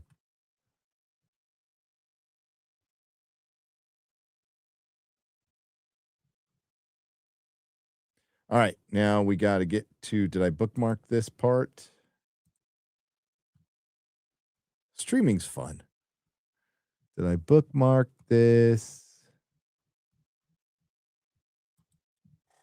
Was it Dextero? But Dextero, oh my God, they put a lot up. Where was it? So YouTube is changing its monetization. They announced it on Twitter. The YouTube account announced it on Twitter and then gave a link to a Google site from Twitter, but they haven't done anything in my studio yet because I ain't fucking going to any fucking link from Twitter to anything Google and typing in my fucking password. That ain't happening ever. Oh my God, Dexter. There it is. Jesus Christ, they fucking tweet a lot. All right. Again, super riveting stuff coming up. So grab your popcorn. We're going to talk about some YouTube monetization.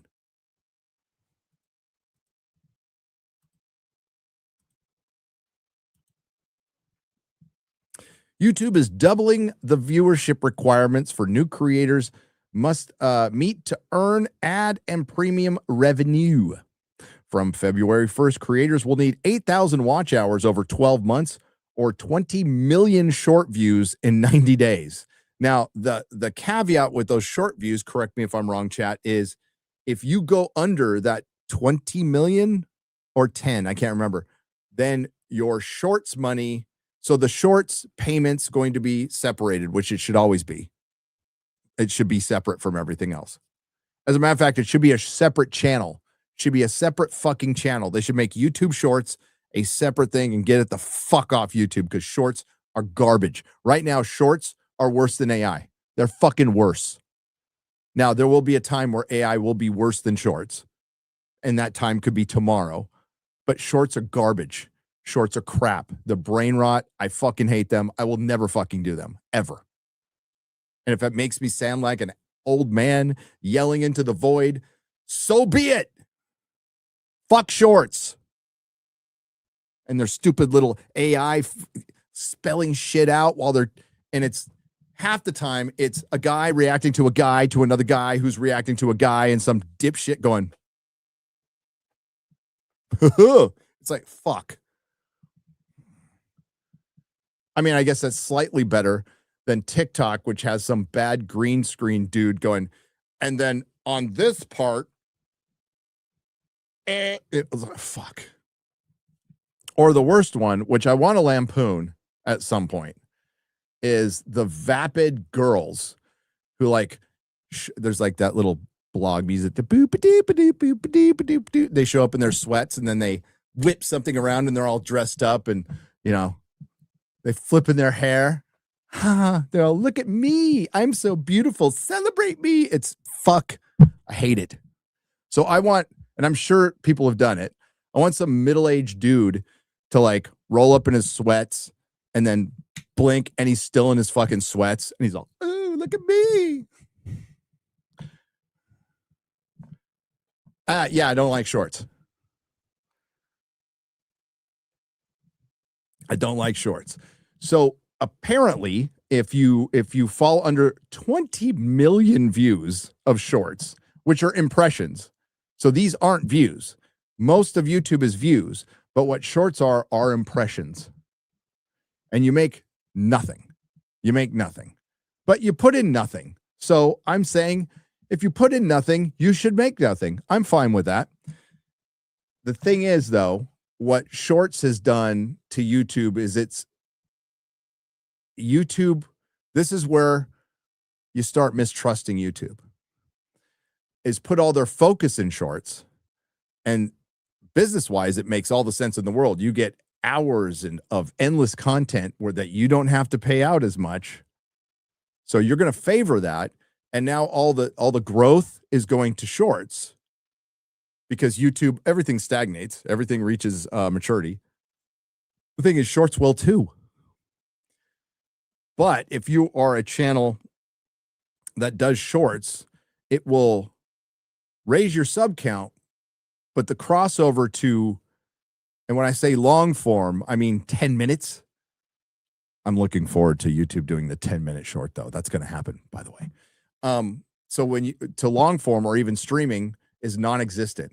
So it's a hollow sub. It's not worth having. And then YouTube looks at your channel as a whole and sees, well, you got all these subs, but you don't have any engagement because you know what? You know what's the one thing that's always counted before AI, any form of the algorithm? The one thing that is counted the most on YouTube is engagement, is minutes watched, not views. Minutes watched. That's far more important to the algorithm, to advertisers, people actually watching. There are a lot of channels with millions of subs that don't get engagement. There are channels that have lower sub counts but get fucking nuts engagement. You know a channel that's growing like crazy in this sphere? Fake Wizard. Fake Wizard's channel's fucking blowing up. Engagement. Because he creates content that creates engagement. It's the most important thing. It's the most important thing in streaming. What does Jeremy from Geeks and Gamers get on his streams? Engagement. Engagement. What does Will get on his videos? Engagement. FNT, high engagement on that show. Average watch time varies between 45 minutes to an hour, which is insane on this platform. Utterly insane. You don't really get that from Shorts. So basically, I know a lot of people are saying quartering most affected. Well, you know, the one thing I can respect about Shorts is if you're actually creating your own short. If you're creating a short and it's you talking about something or promoting your channel or making, I don't know, a point of some kind and not just pointing at somebody making a point and going, boop, boop, boop. It's a great way to fluff your channel. It's a great way to fluff it up. But ultimately, the people, I am a YouTube viewer. I am a fellow member of the audience. And I know what I like, and it's generally what the rest of the audience like. I go there for the YouTuber. So it's not necessarily the subject. I would like to hear what this person says about this subject. You understand? But most importantly, I want to hear what this person says. I want to hear what Will says. I want to hear what Jeremy says. I want to hear what Az says. I want to hear what Ryan says. I want to hear what Fake Wizard says. I want to hear what Disbrew says. Or Culture Casino. Or Comics Division.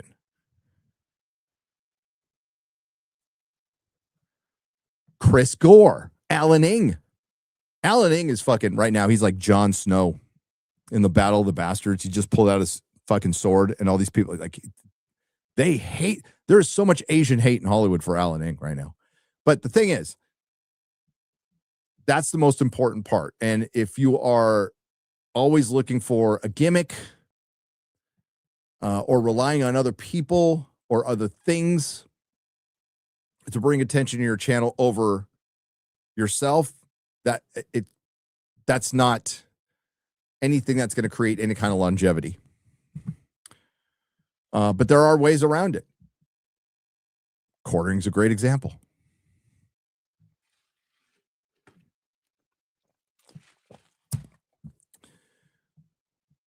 But this is where I am least affected. The only thing it does is I don't know how this affects like new YouTubers and outside of Shorts. If you want to break in, it's not. The 1,000 subscribers has always been there. The 8,000 qualified public watch hours is double, I believe, over 4,000, but it's achievable. Why are they making it harder? Because there's too many people on YouTube. I mean, they had to. I don't think it's great for new creators who want to create content, like actual content. But I always say, like, do this as a hobby and have fun, and then don't worry about the rest. Because a very small percentage of people take off, and of the people who take off, God, how many of them look happy? For real. For real. All right. Back to the square up. I know you were super excited to hear about YouTube shit. Oh, before we go to that, the one thing that will ultimately fuck up YouTube, I predicted this 5 years ago. I've been wrong, but I think it'll ultimately happen. The one thing that will fuck up YouTube is California government. California government will come in and fuck up YouTube. They fucked up small business bad 7 years ago when you couldn't hire contract workers anymore. You had to basically make them all employees, which drastically changed how you paid, what taxes are paid, benefits and all that. And what it ended up doing was costing California jobs. And it shouldn't be on the employer to make sure the employee has benefits. Our healthcare system is shit. It's crap.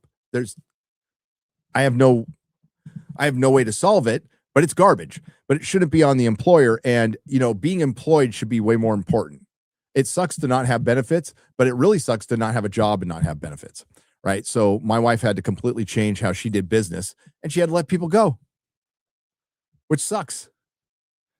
So and if you were in California and you remember that, something very similar will be happening to YouTube.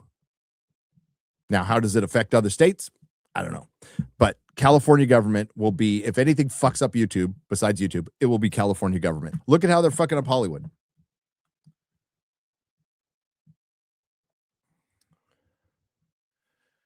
All right, we're going to go back over to the real BBC.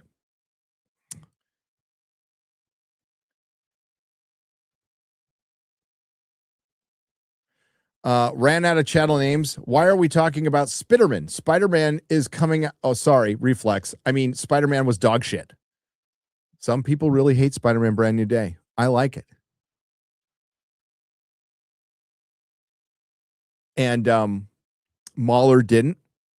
And Az liked it a lot. And Mahler didn't. And Fringy didn't. And I don't think any of the guys on EFAP did. But I still love the guys on EFAP because we can disagree about a movie.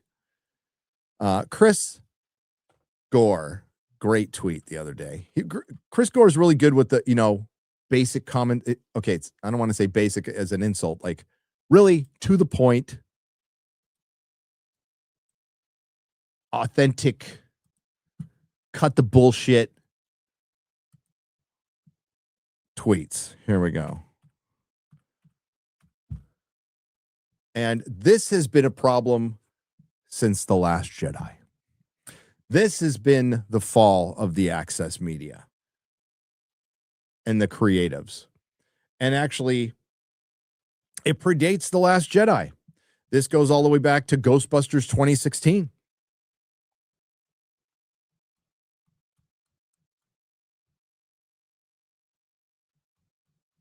I responded to it. Or is it?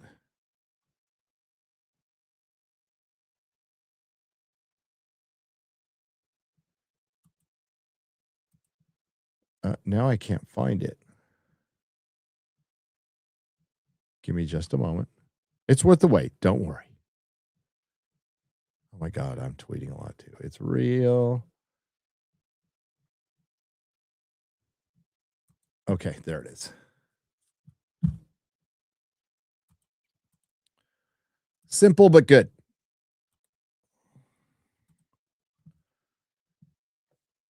I've never been offended by someone else's negative opinion of a movie I liked. That kind of thinking is very weak. It is. Now, I did say this offends me. But we've seen so much of that, and it's because when the movies are seen through a political lens, it makes it more divisive. But when you have Spider-Man Brand New Day and like there's girl bossy stuff in it, but it's not dominated by it and doesn't shit on the main character. We're arguing about like merits of the movie. Does it make sense? Does it have a good plot? Does it shit on previous versions? Blah, blah, blah. And your mileage on that may vary. My biggest difference, I think that diverges from Mahler is, and this, no dig on Mahler at all, is Mahler connects more to the Watts trilogy than I do. For better, for worse, right? Mahler's point of view isn't clouded. His judgment isn't clouded with adaptation, right? Which is good. Mine is clouded with adaptation. I will freely admit that. My judgment of the Watts trilogy is clouded with the adaptation from the books and how much that isn't Spider-Man. And how much I think that Marvel, the owners of Spider-Man, despite it being Disney, Marvel, and blah, blah, blah, should be the ones who adapt him most accurately. So when they fuck up Zendaya or Ned, I don't care. I don't care. Just make them interesting. That's all. But I have long accepted that, yeah, the Raimi Spider-Man movies are the GOAT. The GOAT, never to be beaten. But I like Spider-Man Brand New Day. Now, definitely watch Mahler's video. I recommend everybody watch it. You can watch mine if you want, but I recommend you watch Mahler's.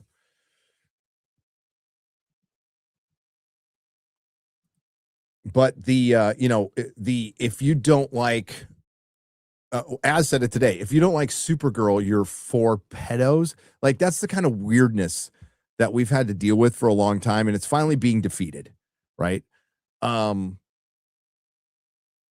That's definitely happening with the Odyssey, right? Because Nolan fans are a strong, passionate bunch, we'll say. A very strong, very passionate bunch. And then there's the cinephiles, and I mentioned it in my very first video about the Odyssey, right towards the end. I might even play the clip on Friday Night Tights. I don't think I've ever played a clip of my own video, but I might have to do it on this one, where I point out the problems, the things we're seeing with the Odyssey are playing out that way. There's a lot of conflicts over a movie that is not worthy of the conflicts. It's really not. Eddie Brock for $5.99, as have issues of Kraven's Last Hunt, and both you and Gary don't collect modern comics. Recommend What If Kraven Survived Last by J.M. Diamandis. Eddie, I bought it on your recommendation. I went to Cosmic Comics in Las Vegas, and I bought my first modern Marvel comic in 4 years on your recommendation. 5 years. Do you think they'll introduce Miles, and if so, when? Soon. They're pretty good on Peter Parker rights for a while, as far as rights issues. They still have Peter Parker for years and years, and Peter Parker, despite what the media will tell you, is more popular than Miles. Miles is very popular in movies and games. He's not very popular in comics. He doesn't have a seminal comic run. And they could have really had, Miles really could have worked and would have had an agency and a legacy that was outside of being black derivative Spider-Man, because that's all he is, right? And he's not even the best derivative Spider-Man. My humble opinion, the best derivative Spider-Man is Ben Reilly. I know Flash is with me on that one. Followed closely by Spider-Man 2099. But I think here's what they should have done with Miles. Given him a different name. Keep his costume. I like his costume a lot. Give him a different name. Spider-Man mentors him. He is basically Spider-Man's Robin, something Spider-Man has never had. And you do that for, 20 years, 15 years. And then you do a Nightwing. You let him go off on his own. And then he's his own fucking character with his own following, just like they did with Robin. Nightwing, pretty popular character, wouldn't you say? What'd you say? Robin, everybody liked Dick. They did. Everyone was rolling with Dick for a long time. But then when, the Dick was finally freed, I think Dick became more popular. And there was people willing to ride that Dick until the end.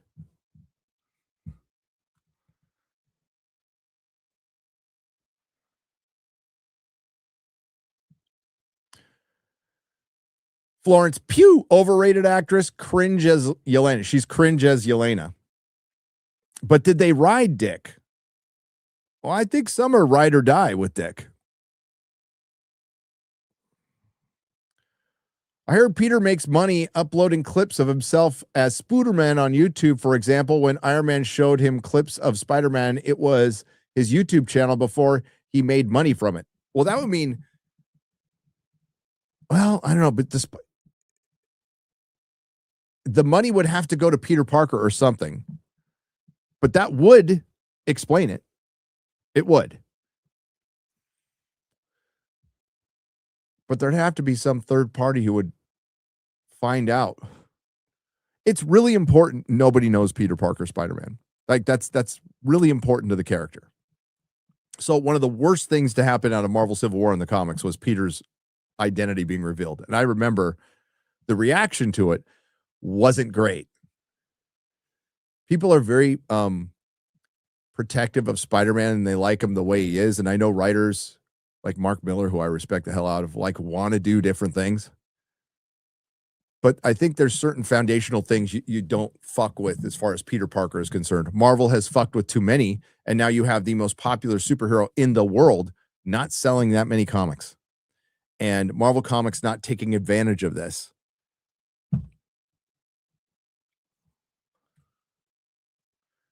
But that's a story as old as time, isn't it? The fucking comic company's like, hey, we're making a movie on Thor. Let's kill him.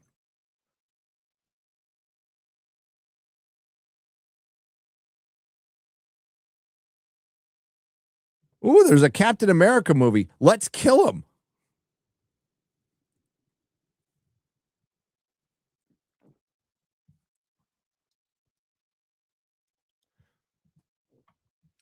Oh, there's another Thor movie.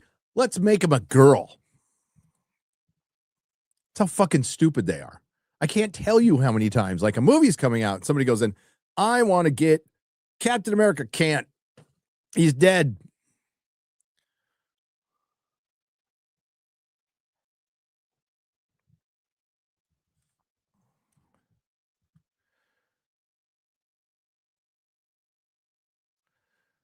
The duality of man. We got this right here. Mahler is right. And then I have a super chat that says, and this happens to me in the EFAP chat too, which is fine. You guys are awesome, except for Mahler. He's a whiny little girl. Well, okay. Thank you for the super chat, Marlon. But Mahler doesn't sound like a whiny little girl. Like quite the opposite.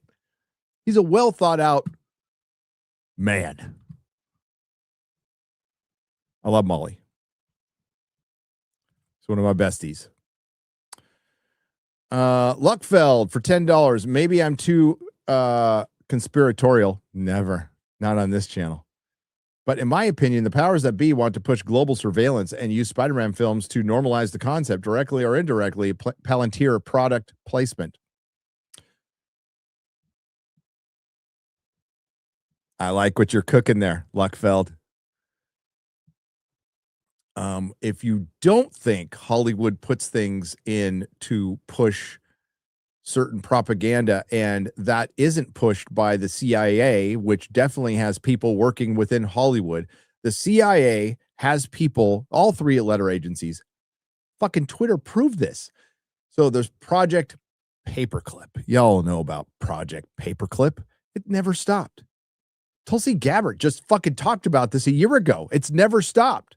So any place that provides information, be it fiction or air quote nonfiction, there is somebody from a three-letter agency, whether the company knows it or not. So yes, that is absolutely happening. Did it happen in Spider-Man? Maybe. Ministry of Wrong Think. I love watching you guys, but Az, you could smile a little bit more. Right, Az? Spider-Man did to Supergirl, also James Gunn, what Sir Roderick Dustin did to Ormond. You know what I mean? That's a proper fucking from the north. As someone in their 20s feeling lost and isolated in recent years, this is Edward for $5. I related to Peter's story in Brand New Day a lot. Yes, the movie has flaws, but I still love it. Yes, Ryan has brought that up multiple times, and I 100% agree with him. The male loneliness epidemic, which is often mocked by the tolerant left or the tolerant artists. They mock it in a way they wouldn't mock female loneliness. And it is a serious issue. And listen, anything can be mocked, but it's clearly something Hollywood has ignored until very recently. And as somebody who's gone through it myself, and I'm sure there's many people in the chat going through it right now, it's brutal. It's absolutely brutal. It's not anything that I find funny, right? So I think that is connecting on a visceral level with a lot of people. You see John Campia's video about how inflation with the box office is a dishonest and irrelevant metric? Dan Murrell from Scene Junkies made a response. Yeah, I did see that, and I've heard that, and oh God. I hunted, Rob. I hunted for Tobey Maguire's dick. Woke. John Campia. And he brings up his little bullet point, and I don't know who does his research. I wouldn't need anybody to do research on this. This is something many of us have talked about in detail. It's a metric. Okay. It's not a definitive metric. We don't have any definitive metric, but it's a metric. It's a guide. It's something you use as reference when you're talking about, but it's the closest one we have to equalize all movies throughout times, because the ultimate equalizer will be tickets sold, something they stopped counting officially in 2019. And that should be the only fucking metric, because inflation, things are more expensive. The Odyssey, if it came out 20 years ago, wouldn't be making as much money because the ticket prices wouldn't be as high. So ultimately, yes, Spider-Man Brand New Day could be the highest grossing movie of all time, but it won't be. The one that sold the most tickets, the highest grossing movie of all time, is Gone with the Wind. And the chances of that being beat anytime soon are slim, because the amount of tickets that were sold for that movie is astonishing. And if you think about it, happened in the Depression when people were actually starving to death in America.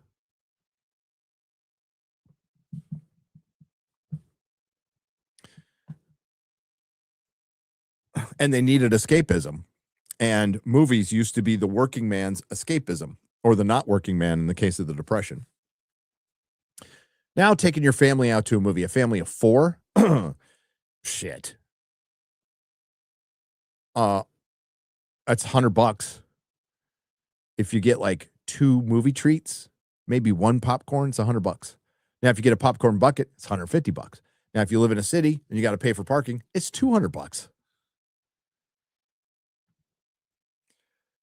So saying it's a dishonest metric is a fucking cope. Now, it's not a definitive metric, and I would never pretend it's a definitive. Just like if I use a IMDb score or a Criticalist score or a Metacritic score or a Rotten Tomatoes score, it is not a definitive metric. It is, here's an example of how the public is feeling it about this based on other things. It can't be the sole reason. Now, when you get, but you also have to talk about the nuances of Rotten Tomatoes in particular. With movies, you have to jump through flaming hoops.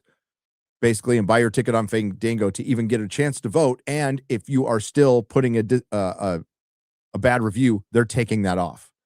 But on Rotten Tomatoes, if you review a television show, the old system still applies. The pre-Captain Marvel system still applies to television shows. So you get a more realistic metric. Of course, there's review bombing on both sides. Absolutely. Which kind of evens each other out. That's why you should look at Rotten Tomatoes and Metacritic and IMDb. And honestly, Metacritic is still the best. It's still the best, most accurate one out of the big three. Criticalist has some growing to do, but maybe they can become a player. And yes, of course, there's Letterboxd. Ugh. But yeah, it's John Campea coping. What's behind a lot of his videos is what other people think, what other content creators think. Other people are in his head when he's making stuff, and he won't name them, right? Other people like Ryan Kinnell or Geeks and Gamers, they are firmly stuck in his head. So he's doing a vague response to people, and his motivation is to get you instead of let's be informative. And to come out and say that adjusting for inflation and inflation bros are full of shit is utter bullshit. For one, nobody said it was definitive. Nobody said like, this is the definitive law. No, it's a guide. And that's all we work with. But that's the game of internet optics, kids and adults, mostly adults. There's no kids. Or why did I call you kids? That's disrespectful. Fucking shut up, Gary. That's the game of internet optics.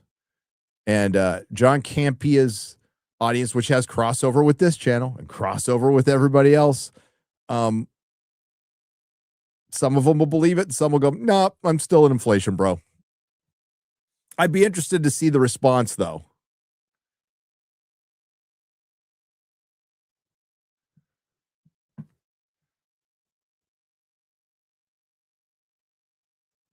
You know, it really, I think John Campea likes what he likes, but I think there's also some of that. I'm going to like something because the person I don't like doesn't like it.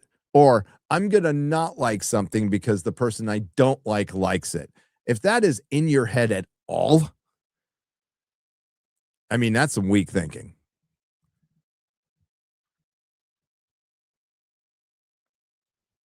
Could Batman take on Spider-Man's rogue gallery? Yeah. You'd have a hard time. But yeah. Spider-Man's rogue gallery. Lots of animal-based supervillains, but powerful. Batman's rogue gallery, scary.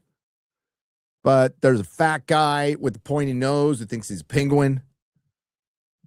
There's a puppet. There's a Mad Hatter.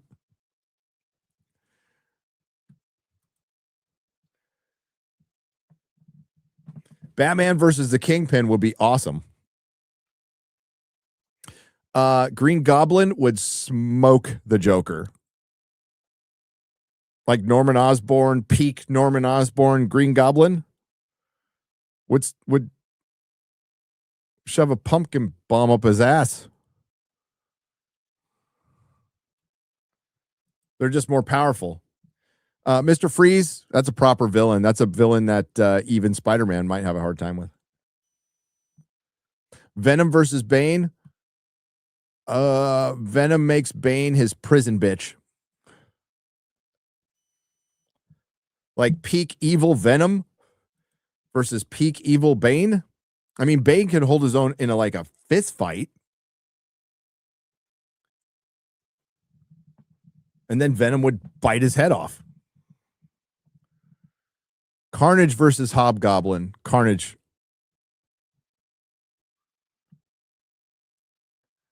Mysterio versus Scarecrow. That's a good one.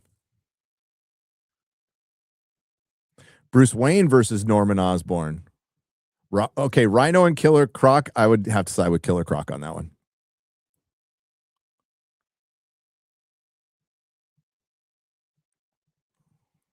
Poison Ivy kills them all. Yeah, because she's a redhead. They're just fucking dangerous. Ghost Rider versus Daredevil. I love Daredevil. He gets smoked. Dr. Fate versus Doctor Strange. That's a draw. That's like in Justice League Avengers, GLA Avengers, when Batman and Cap square up against each other, and then they kind of match every move, and they're like, okay, let's not do this because we'll be here all day.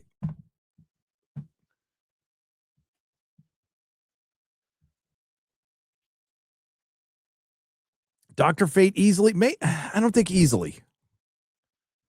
But, I mean, do not sell Dr. Fate short. I agree. Joker is smarter than Goblin? Is he?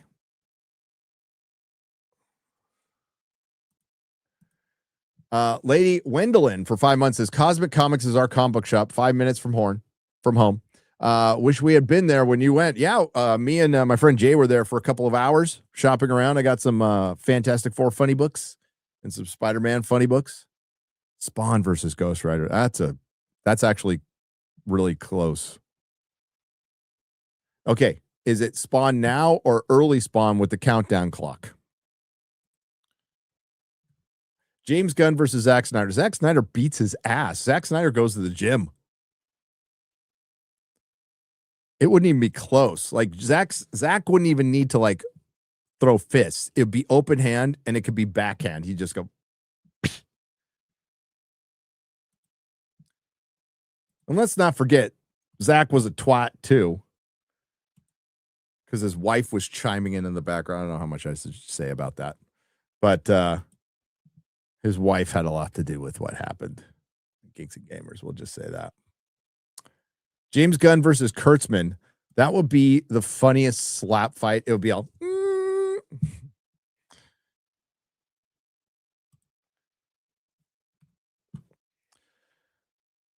Wasn't there already discussions about the X-Men being villains based on the leaks? Gene ain't helping. Ministry of Wrong Thing.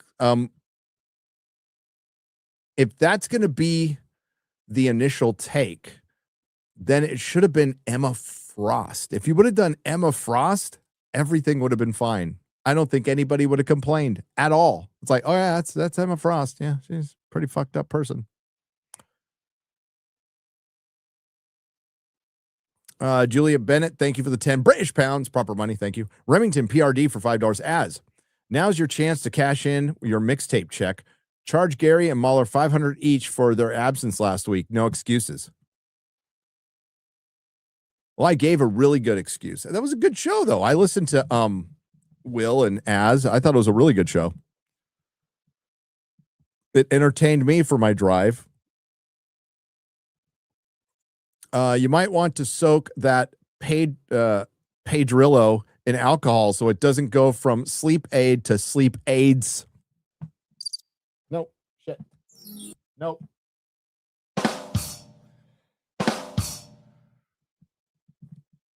Ryan is sharing the Pedro pillow with everyone. Az is up next. Yes, Fake Wizard gifted Ryan a Pedro Pascal pillow. Ryan did not accept it, but my wife did. So now I get to look at that fucking pillow every day at my house. Thanks, Fake Wizard. Is that the thanks I get? Graph Web for $2. For fuck's sake. Cancel Disney Plus. What's on Disney? Oh, Vision Quest. We get a trailer this Friday for Vision Quest. Terry Metalis.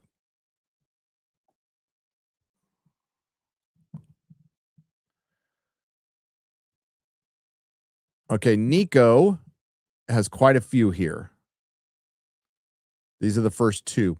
All that being said, oh, why did it jump on me? Holy moly. All that being said, and me not being cynical won't change Marvel's fate. My theater was packed with people my age. The trailer for Doomsday was shown. Everyone had the same opinion as me. We are going to see it, but after that, we are done. We ain't going to see superhero movies in the theater again. Everything else, we'll watch it on streaming. I think that's, Nico, that's an interesting point. You're putting an end to something. And I always pointed this out at the comic shop. When you put an end to something and you relaunch a series, which they do a lot, comic fans, you know, when they end the numbering system and go to number 1 or do this or that, and they look at it, it's a jumping on point for new fans. You know what else it is? It's a jumping off point.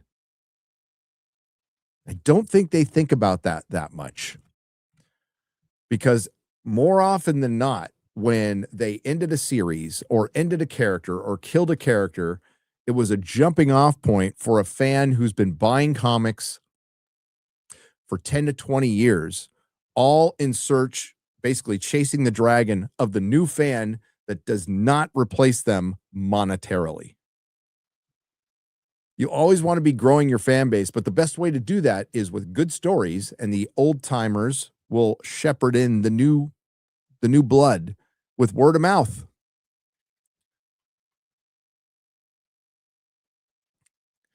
Council of Geeks done a video about you guys and everyone in this sphere, mostly about the Odyssey. It's total bullshit, but can't take seriously a man who dresses as a woman and changed his name to Vera. I don't know who the Council of Geeks is, but they have a right to their opinion. And one I will probably not hear or completely ignore unless it comes across my feed. But they have a right to their opinion. And I'm sure they're, okay, correct me if I'm wrong, Paul RK. We said it would flop. And that's the basis for their argument, that we said it would flop. Problem is, we didn't say it was going to flop. I didn't say it was going to flop. The only thing you can get me for is, did I think it would make $1.5 billion?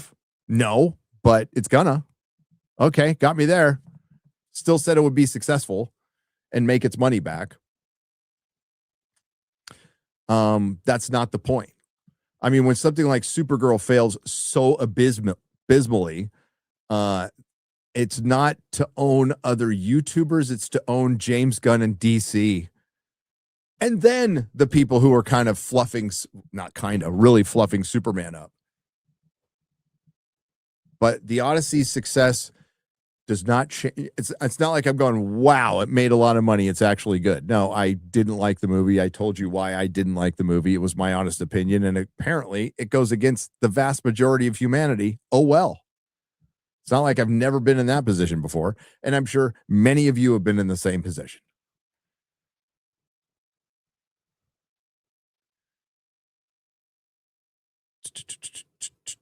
Oh, and it also doesn't change how I feel, like specifics in the movie. Like Christopher Nolan did this to reinforce Hollywood's ideals, which is what he did, is what he accomplished.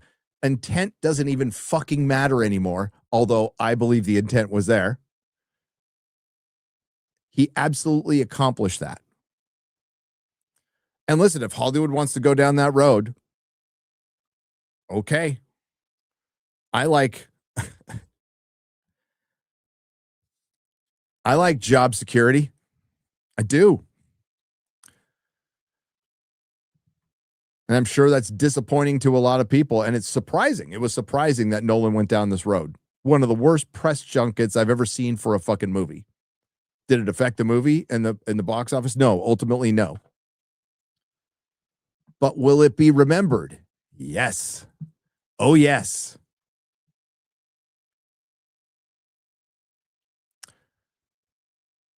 Elliot Page was not just an insignificant cameo.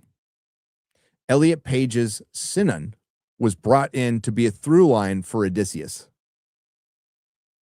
And part of his motivation to go home, not just his wife and his son, retribution for a fallen soldier that he lied to that he feels bad about. A fallen soldier that's played by a girl playing a dude.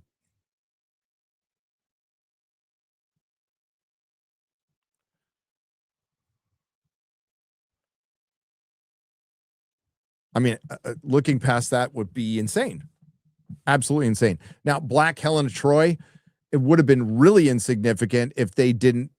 It's not really even her look. It's how they reframed Troy and Helen's part in it.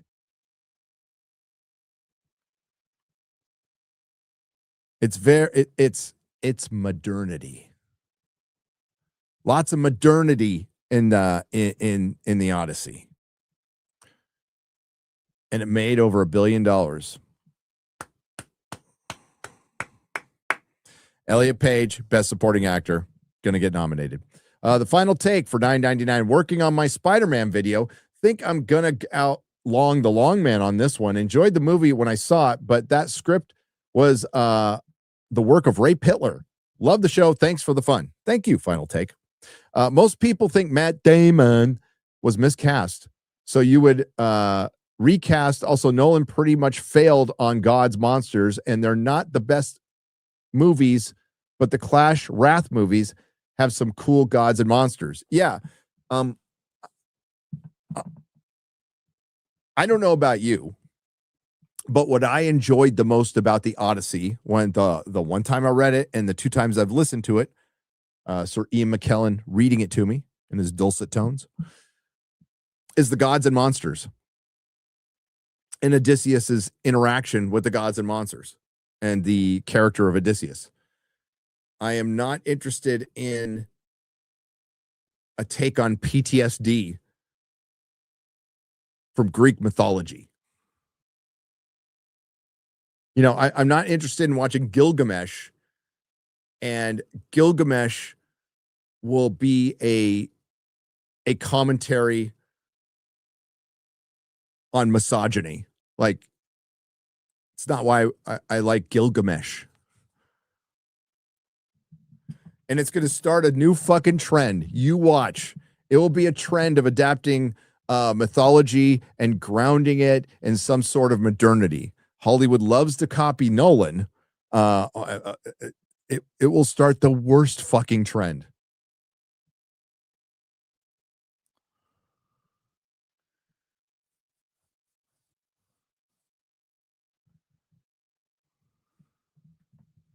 No, better yet, Gilgamesh can be a trans allegory.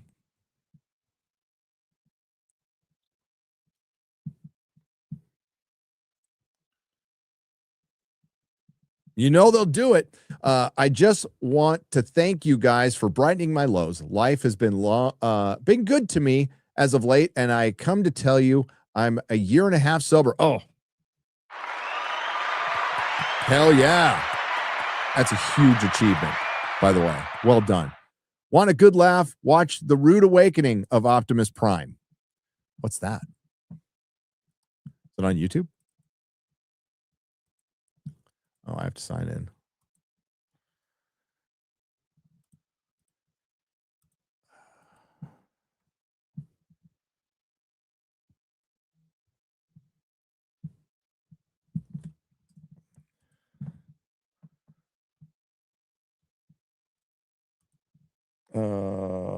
Optimus Prime Rude Awakening. I'm assuming it's a video. Oh my God, it's 20 years old. From Dr. Smoove, 5.5 million views. So this is obviously old YouTube that I am just completely unaware of. Half the chat will probably know it though. Maybe in a bit we'll watch it. As it's always the last place you look, says Southeastern Kaiju. The Final Take. I read that one already. Most people, I read that one. Nico, lots of parts here. 4 parts. I grew up on X-Men Evolution, a show that my youngest son loves. A show that had mutants at a younger age, and without guidance, they did bad things. I think they are going this route. Didn't see Freckled Jesus in Gene, I saw a traumatized girl who did bad things and needed guidance. Spider-Man was the hero to show her the right path. You've talked about consequences for me. Arrow, when it was good, said you've done terrible things, so wear the suit and help people atone for them. Your penance is through saving lives. So yeah, I didn't have a problem with Jean, depending on what they do. That could change, but I like Sadie Sink as Jean, and I want to see more of her. Well, I think she did good in the role. I liked her. I just don't like the consequences. I didn't like the consequences. I think that sends a horrible message at the end, and it took major points off the movie, which I would give a much higher score. A much higher score if she had just turned herself in. Now, we'll see. But now you're starting the X-Men, unless they completely ignore it, which I don't think they can at this point. You're starting the X-Men. It's kind of tough. So you're going to have to start them as villains and have to prove that they're heroes, but half of the world is going to hate them. And my God, if we're just going to do hated and fucking feared for the next 10 years, I am not interested. I am fine with starting with that. You can start with the movie, but eventually you have to make the X-Men. The X-Men work because they were superheroes. It wasn't always God loves, man kills with the X-Men. They went to space. They fought the Brood. They did fun shit. But for fuck's sake, just constantly hated, feared, Sentinels. You know, it's like enough. Enough. For one, it's pretty dated. It's pretty dated. I know there's a lot of people out there who like to say that people's rights are being trampled, and I'm talking about citizens, you know, citizens of a country, like rights being trampled, and that's just not the case. And it's much better than it used to be. By orders of magnitude, it's better than it used to be. There's more acceptance now than ever. The media will try to tell you something different, but, you know, as an old, I was around, paying attention.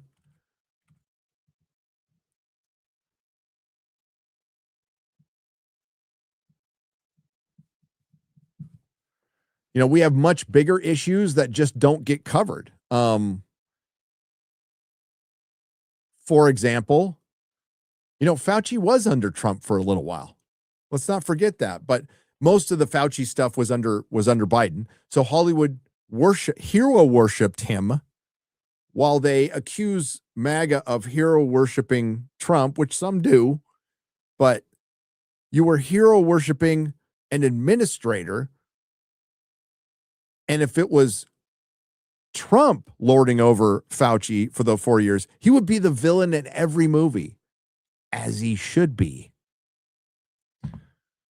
He's kind of the villain in one movie. But there's other issues that you could certainly, modern issues that you could put in movie that would be probably universally, yeah, like we're down with this, that they don't do because it's so politicized now. And that's something we talked about in the show today, is there's so many barriers now to creativity. There's so much you can't do because you can't have a black guy as a villain. You can't have a Latino as a villain anymore. All the villains need to be fucking Nazis or Swedish meth bikers or something, you know, or white South Africans who are dying, by the way. They would never make a movie or documentary on what's going on in South Africa right now. Never. If it was reversed, they'd make 30. In other words, there's no objectivity and there's no balance. And it's been noticeable for years. We've always known what side Hollywood leans, but to go back to what I was talking about with the Star Trek, politics in Star Trek, is at least there was people fucking left who could consider what the other side thinks and was into compromise, conversation, because that's what we need to do. Like, ultimately, it's what we need to do. Right now, the fringes are getting fringier. And all of us who just want to live our lives, we're like, what the fuck is going on? And it's getting worse.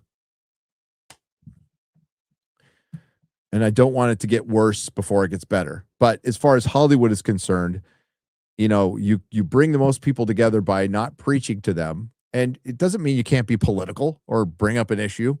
But Ronald D. Moore, to his credit, said the one sensible thing in these Star Trek and politics panels, we just gave a scenario. Essentially, in Battlestar Galactica, it was a lot of scenarios. Battlestar Galactica is complete. It's a political show from beginning to end. But it also gets into theology a little bit towards the end, which is interesting. And I think a lot of people, a lot of atheists, really fucking hated that ending. I liked it. I liked the ending of Battlestar Galactica. Because in this uber political grounded thriller with no aliens, oh, God exists. Huh, interesting. Interesting take. So it's really political, but Ronald D. Moore said we weren't giving you the answers, and we weren't telling you what to think. We wanted you to ask questions and come up with your own opinions. And I think that is the best way to tell a story. That's always the best way to tell a story. And that's how art can really do the most good.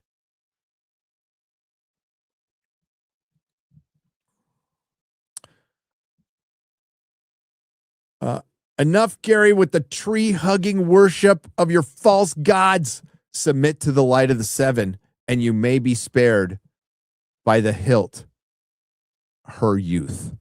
Spooky Maze, your fake seven gods. You know what? I'm gonna worship in a Song of Ice and Fire. What's the dumbest fucking god in a Song of Ice and Fire? It's that fucking baby, right?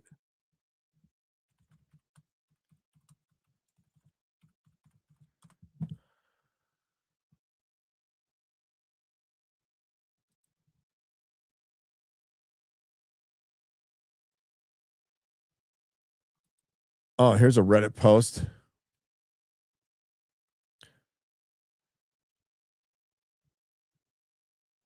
You know what? I'm a worshiper of the many-faced God. Not the, which, I mean, they're all the same thing. But that one's real. And it's death. But fucking what is that? There's the great other, the great shepherd, the faith of the seven. What is the fucking baby god called? I'm forgetting. I'm seeing a picture of it right now.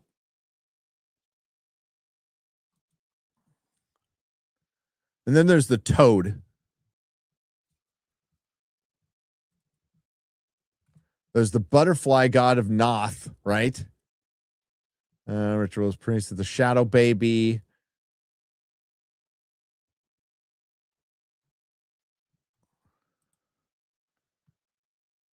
Your mom.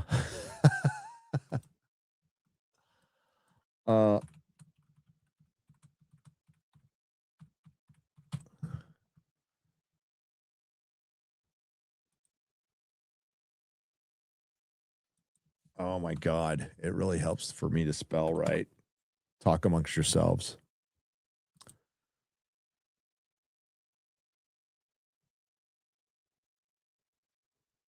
Oh, fuck Mother Royan. The Valerian dragons, Yeti deities, other notables. The Black Goat of Kohor. That's who I'm going to fucking worship. The Black Goat of Kohor. Fuck your faith of the seven. There's the horse god, the Great Shepherd, the Merlin King. That one's pretty cool. The Lion of Night and the Stone Cow of Pharos. There's more. There's like a little baby god too. But the goat, the Black Goat of Kohor. The Pale Child. Thank you. The Pale Child.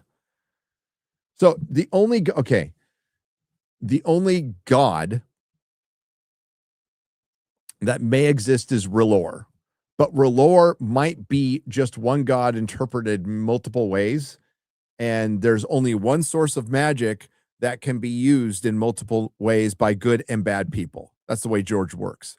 The old gods are basically a hive mind network of trees that allow people to live, particularly green seers, a miserable existence. Now there was a voice from the flame when when that guy cut off Vari's dick and burned it, and a voice came back from the flame, but that voice could be from a glass candle. So let's turn back to Alice Rivers. In a deleted chapter of Feast for Crows, glass candles can make you immortal as long as your connection, as long as that candle doesn't go out. Do you think that she's got a glass candle? And that's what's keeping her alive. I don't know. The seven have never shown any sign of being real. At least we've seen some magic from R'hllor. Like R'hllor has power. Like the burning of Shuri that's going to happen in the books. That's going to directly link, and they loosely linked it in the show to Jon Snow's resurrection. For the Emperor. Now, that's what. Hell yeah, for the Emperor.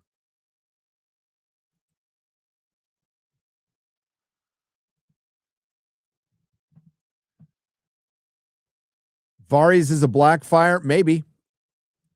I think there's a very good chance.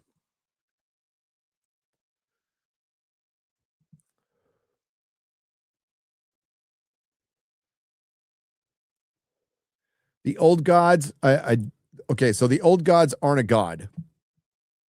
They are magic.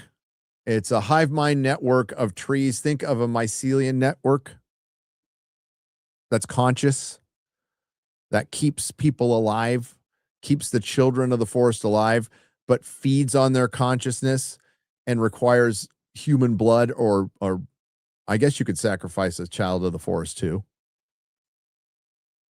But those trees might be evil, or they might just exist, and it's how George has come out and said the magic itself isn't evil, it's the practitioners of it.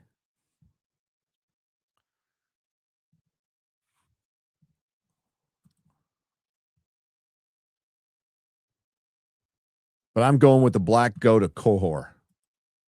Let's go.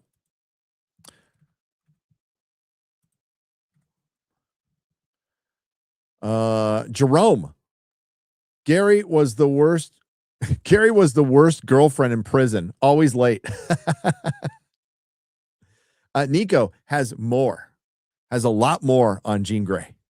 Thank you, Nico, for 10 euros, 25 in total. In regards to Jean, I understand your criticism. The misunderstanding girl trope is something that has burned a lot of us. When Freckled Jesus was glorified as a hero, I was so mad I quit MCU TV shows. I think the problem isn't the trope, but the intent behind it. And you're not wrong there. The smugness towards the audience. There have been examples of forgiven villains. Oh, there's tons of examples of forgiven villains, but your mileage may vary on how Jean was forgiven and how, more importantly, they didn't really make her accountable in the movie, which is a failing of the writers, not Sadie Sink or Tom Holland or John Bernthal. And it's happened twice now. So the similarity between WandaVision and Jean Grey in Spider-Man Brand New Day cannot be dismissed, because that is two Marvel projects that have had people rape people's minds. And it's like, she was a woman and she was sad and she was abused. This sends a horrible message. I know you want to make sympathetic villains, and one of the best to ever do that was Joss Whedon and Buffy and Angel. But what Joss did is had these villains do monstrous things that were damn near irredeemable, but that person really genuinely tried to redeem themselves no matter what, knowing they will never be forgiven for the horrible things they did. It doesn't stop them from trying to right those wrongs. If Jean had that attitude, or if they'd given her time to have a conversation about that, I think more people would have bought into it. But it's clearly a problem because it's a criticism that's being brought up again and again and again. And I like the movie, but I acknowledge that bugs me the most. And it would have been really simple. She turns herself in willingly to an organization that at least she thinks won't be damage control, will treat her fairly as a prisoner, right? Because knowing she was abused doesn't make it okay to mind rape people and to kill people. It doesn't make it okay. It's really sad that abuse happened, but it doesn't make okay. When a shooter goes out and shoots up a restaurant or a school, probably abused, probably a horrible childhood. So, you know what? There's a lot of us who have gone through abuse and have had horrible childhoods or horrible adolescence, and we didn't do that shit. And as far as it happening in the comics, it happens later. But Jean as Dark Phoenix does horrible shit. And they forgive her, right? Because it really wasn't her. It kind of was, but it wasn't. But there was no accountability in the story, like none.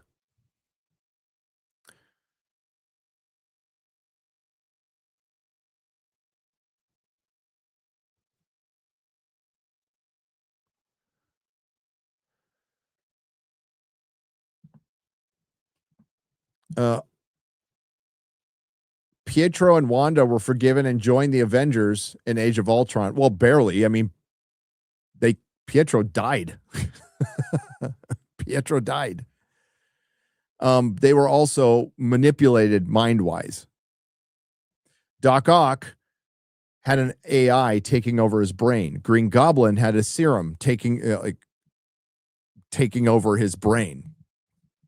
Jean Grey has a power, was abused, and was using it for fun in a park. I'm going to jump into this woman. Now, I can buy that as a teenager. I can buy it.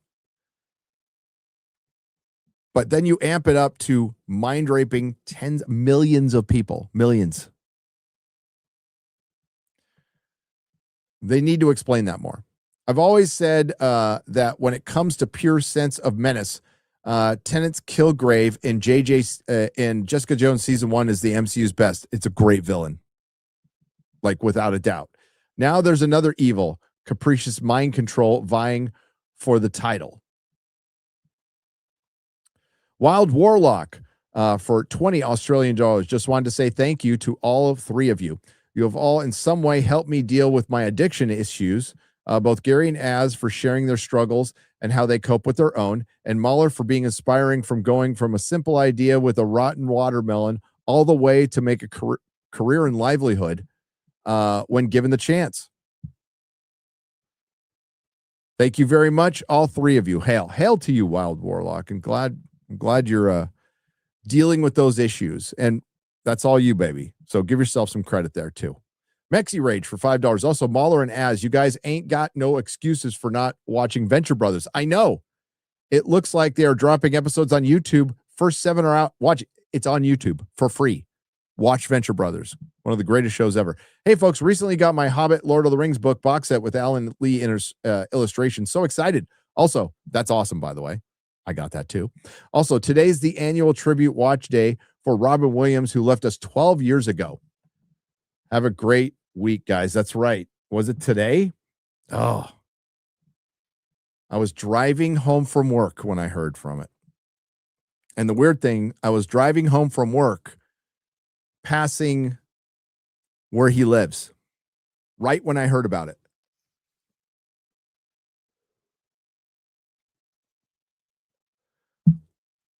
I was about to hit the tunnel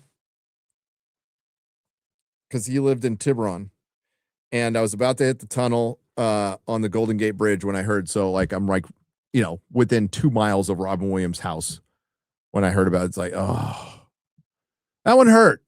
Loved Robin. Met him a couple times in my store. He walked in my store. He was a comic and toy fan, mostly a toy fan. And in San Francisco, you would take your kids to the rich neighborhoods to trick or treat because they're a little safer. So we'd trek out to Pacific Heights, and his daughter would be passing out candy and stuff, and they really did their house up, and she was really nice. Hey, folks, read that one. Gary, FNT Halloween idea. Buy 3 blow-up dolls and dress as canceled Blade. That'd be kind of funny. Acedia Geo for $5. As Gary, thanks for reviewing Brand New Day. Because of it, I went and saw the movie twice. Sorry, Mahler. I still love you, though. Everybody still loves Mahler. And a lot of people agree with him. Because we can disagree on it's just a movie. Now, pop culture as a whole is not just a pop culture, and it's not something to be diminished in any way, shape, or form. And that's where a lot of commentators drop the fucking ball and continue to drop the ball. You know, I don't usually react to other people's videos, but I kind of want to react to Ben Shapiro's Odyssey review. What do you think? I kind of want to react to that. Do I think part of it's a troll? Maybe, I don't know. Is Shapiro a Nolan bro? Is he like a uber Nolan fan? I kind of want to react to that one. Because the takes are interesting, to say the least. That kid gave Roddy no choice. He acted in self-defense. He's the Sam Hyde of the North, says Liam Kahn. Oh, that was funny. Hot take. John Burns. John Burns X-Men. John Burns Man of Steel is better than Year One. Like Superman Year One, or John Burns Man of Steel, which some Superman fans don't like the additions, is seminal, a must read. I love what it does to Lex Luthor. I love everything he did. And they did implement some of that stuff badly in Superman's James Gunn. But John Burns' Man of Steel is a seminal work that everybody should own.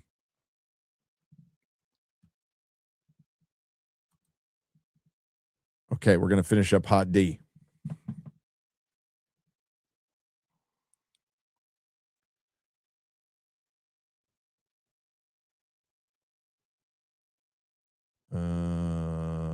Okay. Sean Enos for 20. Thank you. Everyone, thank you for watching the show and sharing your thoughts. It helped me decide whether or not I'll watch it. Now that you are done, I suggest giving The Last Kingdom on Netflix a watch. I think you'll enjoy it. So many people have said I have to watch it now. What do you think, chat? For those of you who saw Last Kingdom, what's your thoughts? Good, bad, recommend? Should I watch it? I probably will. The green side has won me over. Seems true that the less time you spend riding dragons and the less time in King's Landing, the better person you are. I love that they introduced that. And there's things that I really genuinely like that they introduced in season 3. The fact that the dragons change you. Some of the lore stuff. Some fans are complaining, but Alice Rivers being Heron the Black's wife, I think is cool. I do. But God, there's just so much fucking Alicent and Rhaenyra, and they're the worst characters in the show. And you talk to everybody, it's like Gwaine, Aegon, Ormond.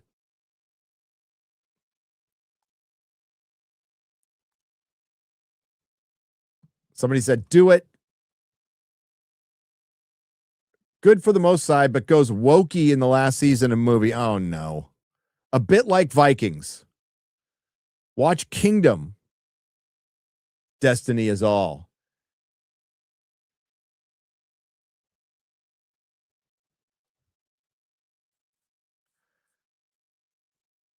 Watch Stargate first. Yeah, I will. I'm into it. I think I'm going to love Stargate. I don't like the movie, but the show's pretty good. Ulf needs rehab and therapy for his anger issues. I don't think there's a rehab in Westeros. I think the rehab in Westeros is called the Wall. It's called the Night's Watch. He wouldn't last long there. Brockatron for 5 Canadian pesos. Is Daeron supposed to be this much of a pussy? Gawain wastes his time and then says, maybe we can win. People are finally seeing Rhaenyra how I always have. Yes. Fire and Blood is nowhere near as sparse as people say. This is a there's a ton of detail about major events and character motivations that the show chose to ignore. It's far more compelling than the show. So that is true in some aspects and not in others. It's whatever George is interested in. There are some battles where it's just this battle happened and these three people died. But then there's some events where George provides dialogue and gets into it. Dude, the reign of Jaehaerys is a large part of the fucking book. And it's interesting, but you're not hearing anybody asking for a Jaehaerys the Conciliator show. That's a huge part of the book.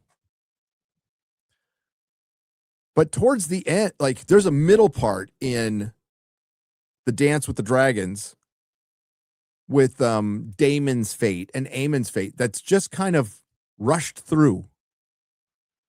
And then we get to the Hour of the Wolf, and man, they get into fucking details.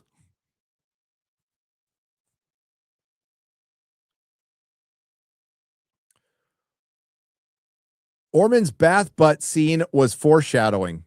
Yeah, I guess so, Otto, for $2. Did Ulf really think he didn't earn an ass kicking? Probably not, but he's been shit on all his life. And all the guy wanted to do was drink with his mates at the pub. And he's finding out that getting all these riches and everything you want, well, he didn't get any riches, isn't quite what it's cracked up to be. And playing the Game of Thrones, you win or you die. So Ulf going black pill and just killing everybody was inevitable, funny. It was actually funny. Like it's weird that technically the darkest part of the story, the worst massacre, I had the most fun with. What does that say about me? His style is now Ulf the Shite. Well, he had two dragons chasing him. He had Caraxes and Vermithor chasing him, right? A lot of people thought it was Vagar.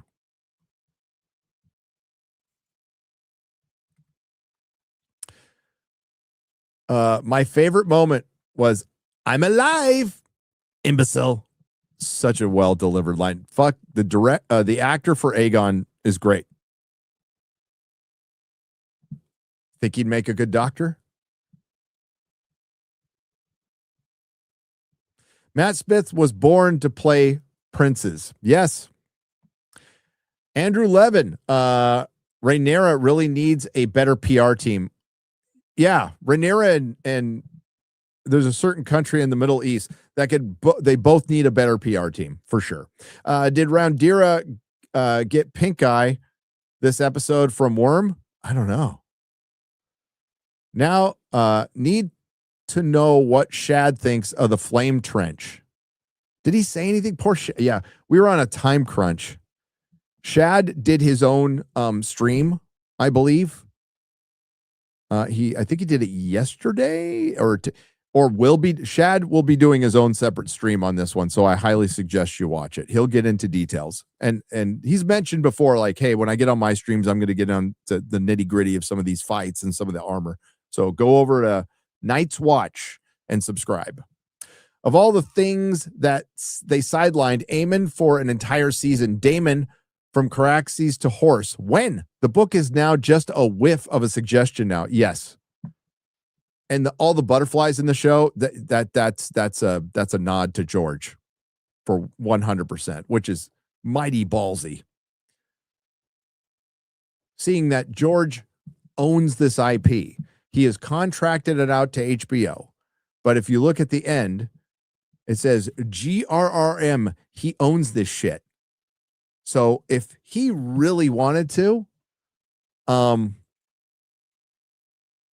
don't think he's the type of guy to do this. But if he wanted to get rid of Condell, he could. He could.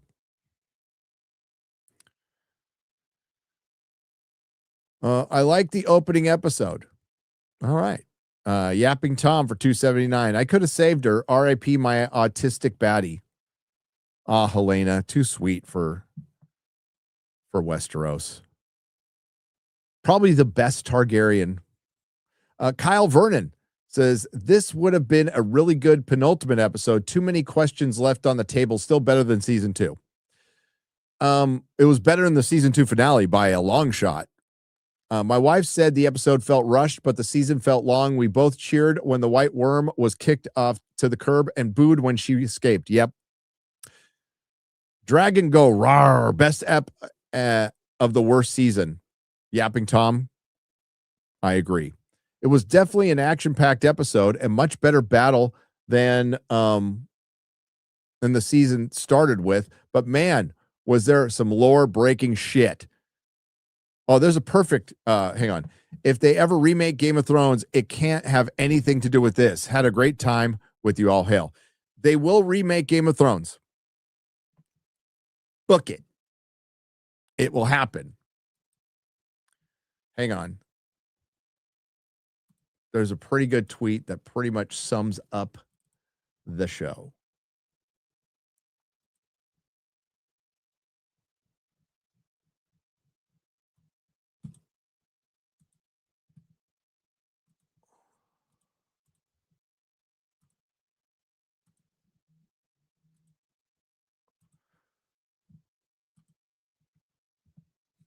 That's pretty, that sums up the show perfectly.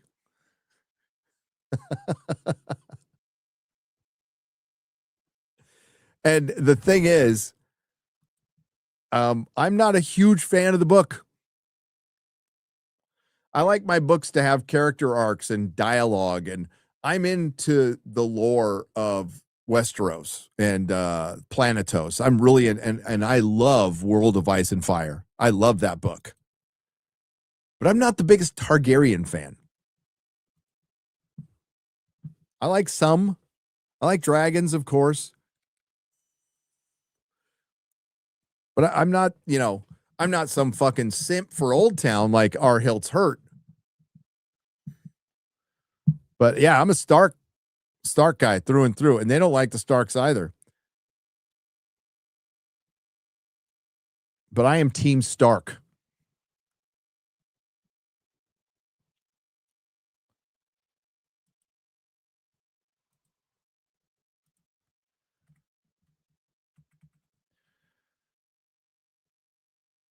Good spectacle, bad writing. Worst for me is Ulf teleporting out of the city to Silverwing. How is Caraxes making it out of the double team alive? Good question, and we don't know. That's a good point that they left a lot of shit open. Member de prophecy was for the people from your shield. Carpet munching queen.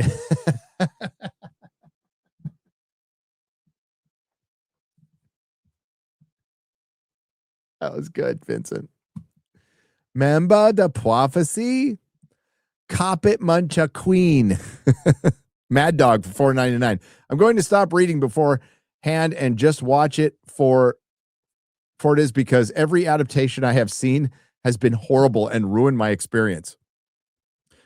Yeah, this is not a, you know what? The year started so good for adaptations because The Night of the Seven Kingdoms, pretty solid adaptation. Now, some of the A Song of Ice and Fire lore people really didn't like the flatulence and the poopy farty stuff. They thought it was juvenile, which makes me like it more.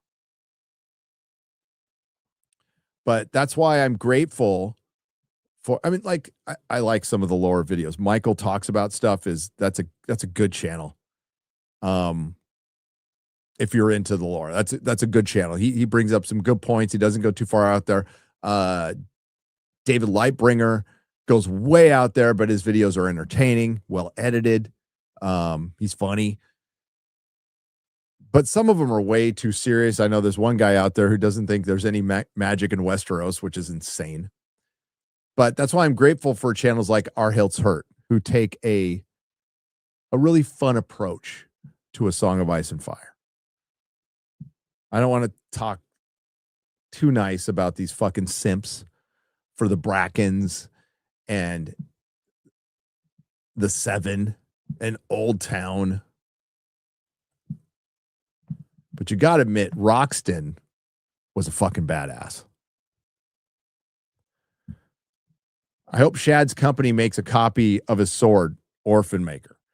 Complete snooze fest. Battle was decent, carried by Roddy the Ruin. Damon getting wrecked in the duel was lame. Oh, yeah. And Rhaenyra is a huge racist. Don't make me like her. No. Damon getting wrecked. Roxton was, the dude's fucking huge. They make him look huge. Completely unrelated. My cat just killed 2 mice. Well, good. He's doing his job. First time I've seen a mouse in my home for years. Little dude earned his keep. Yeah, and that's probably the last time you'll see mice. My cat, when I lived in my shitty apartment in the Temple Beth Israel, right below the flight path of Lindbergh Field in San Diego, $500 a month. Me and my first wife lived in that thing. 1 bedroom, 500 square feet. And there was fucking cockroaches everywhere. So my cat, little Zorro, learned to eat cockroaches and enjoy them. And he'd pile them up to show me like how many he killed. Then he'd eat a few. He was a good boy, my Zorro. I miss him. It's the last cat I'll ever own. But cats earning their keep. That's good. My dog, Remy, loves to catch lizards and flies and bugs, but she just straight up eats them. So there's nothing left.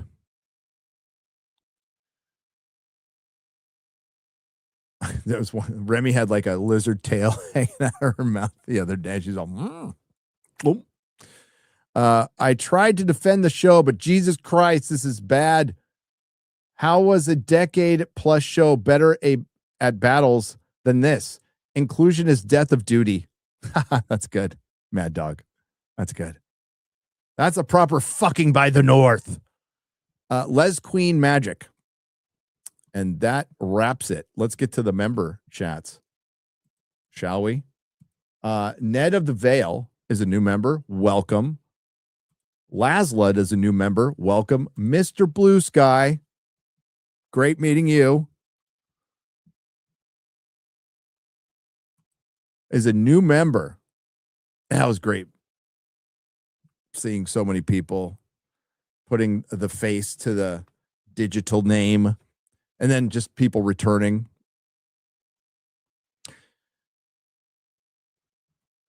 Yeah, and then Joey Salads was at our meetup. He just showed up, which was awesome. It's like, what?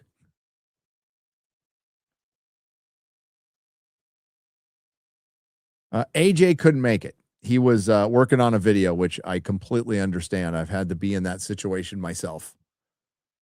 But I'll see AJ next time. And the next time we will be there in October, and we have an idea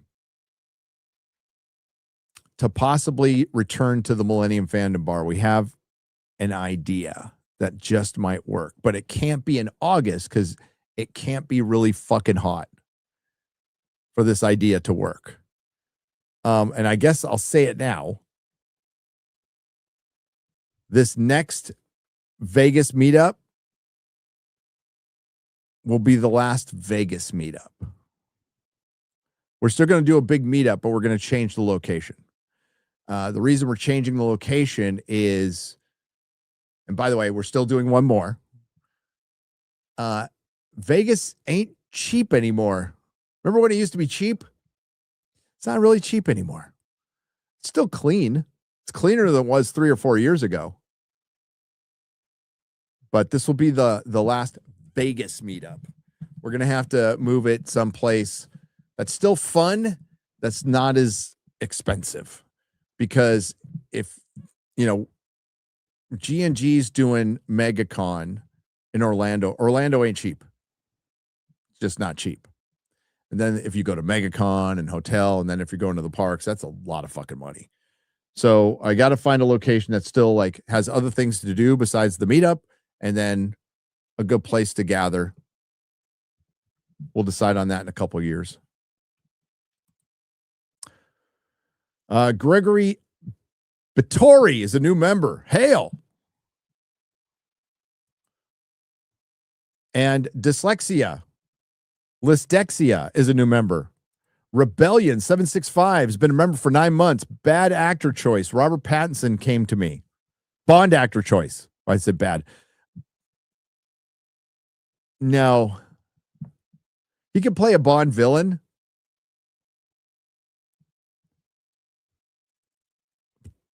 I mean, it would be better than like Indian Bond, but I don't know. He's already playing Batman too.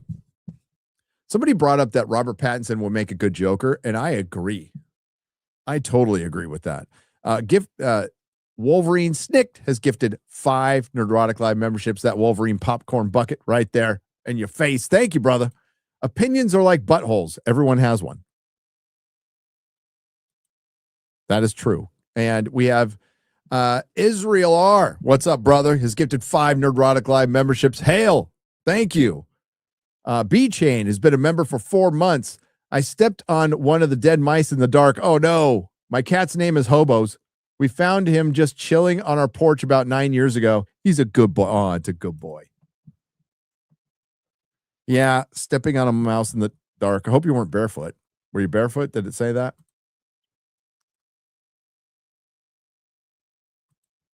That would suck. Palm Springs. That's actually not a terrible idea. I mean, there's no gambling or parks, but there is a lot to do in Palm Springs. Palm Springs is nice. I mean, it is in California, though.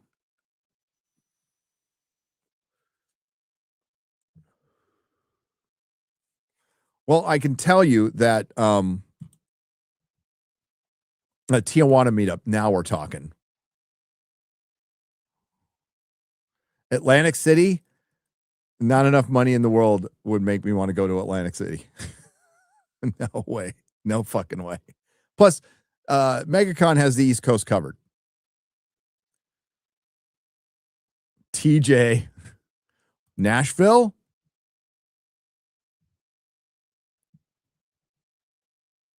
Milwaukee?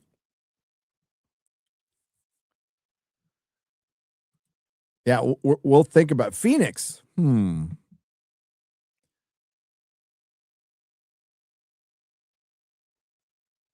Juarez. Oh, yeah, that would be great. Let's just go to El Paso. We'll have it in El Paso, Texas. Reno, Nevada. No, and that's the birthplace of my father.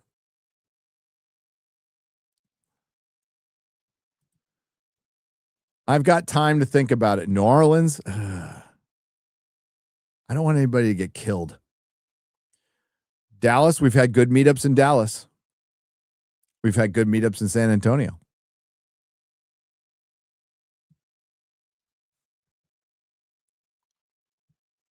DC while Trump's in office. No. We'll think about it. But next year, we're shooting for, well, it's October. It all depends on our UK trip, which is either going to be April or September, depending on when I get my visa. And we'll know that within the next week. And then I'll let you guys know. So, because Michael has everything set up for the UK trip. They're just waiting on me. You know what? There you go. Tehran. That'll be the site of our next meetup is Tehran.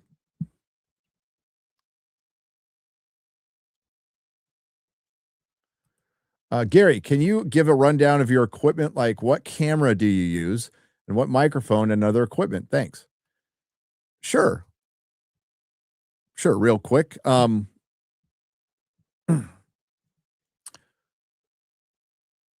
In response to another creator who recently made a video about how to make it on YouTube, the one thing I will agree with that creator, name the quartering on, is get a good mic. Sound is everything. Absolutely everything. That's why it blows my mind when you see even professional broadcasters or actors when they pipe in for interviews and they're going off their fucking iPad mic. Most people are listening, and having an echo is, I know as a viewer and a listener, it annoys the shit out of me. So I have an EV mic, an electro voice mic. This one is, who's famous who used this? I can't remember now.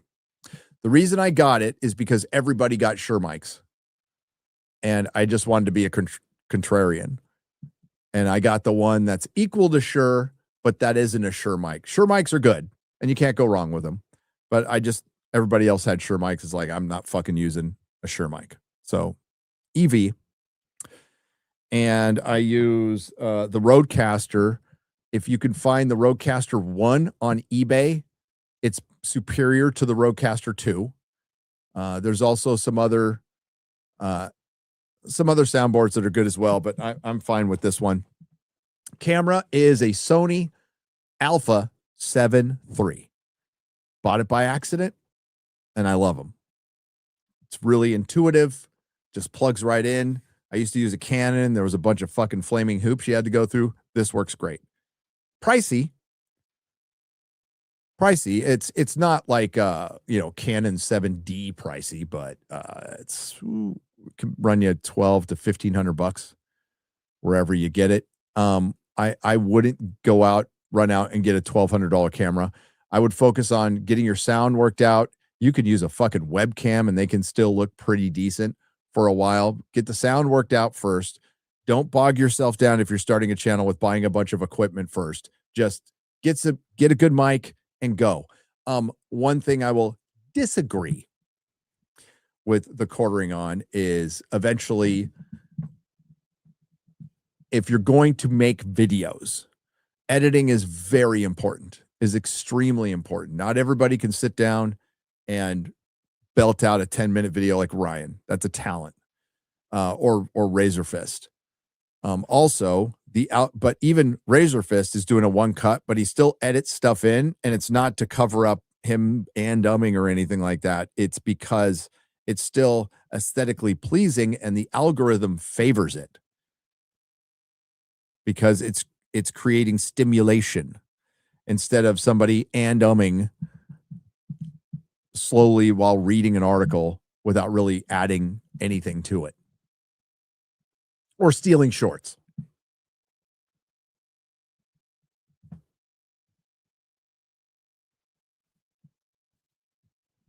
Which is, I mean, I have a problem with it. I have a problem with people stealing. I have a problem with people saying they're Christian, but they fucking steal. Seems a bit hypocritical. Don't you think? But yeah, worry about the sound first.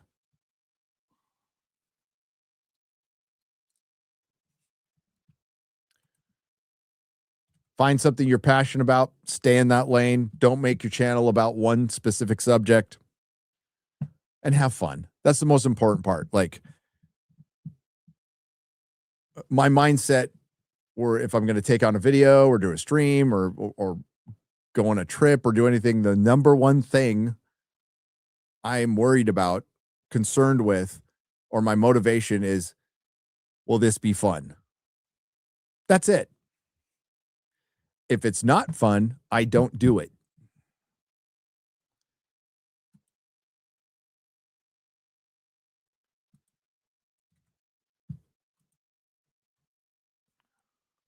Hold it in Nashville.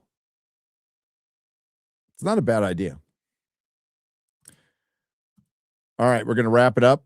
I got the square up done. I'd like to thank you all for joining me tonight. Be back tomorrow for the nooner. I'm going to wind down and go to bed. Although I got a lot of sleep today, so I'm good. Engagement. So the most important thing, okay, we'll go back to this real quick. The key to engagement is you got to be a talker, and you have to project. I learned this from watching ESPN. You know, remember when ESPN was good many, many, many years ago? You notice everybody yelled? Everybody was yelling. People don't normally talk the way they broadcasted on ESPN. And I'm like, I didn't even notice it until somebody else brought it up, and it's projection, and you not that kind of projection, projecting your voice. That's important, and that's something that just works out over time. We all start with, how's it going? My name is Gary.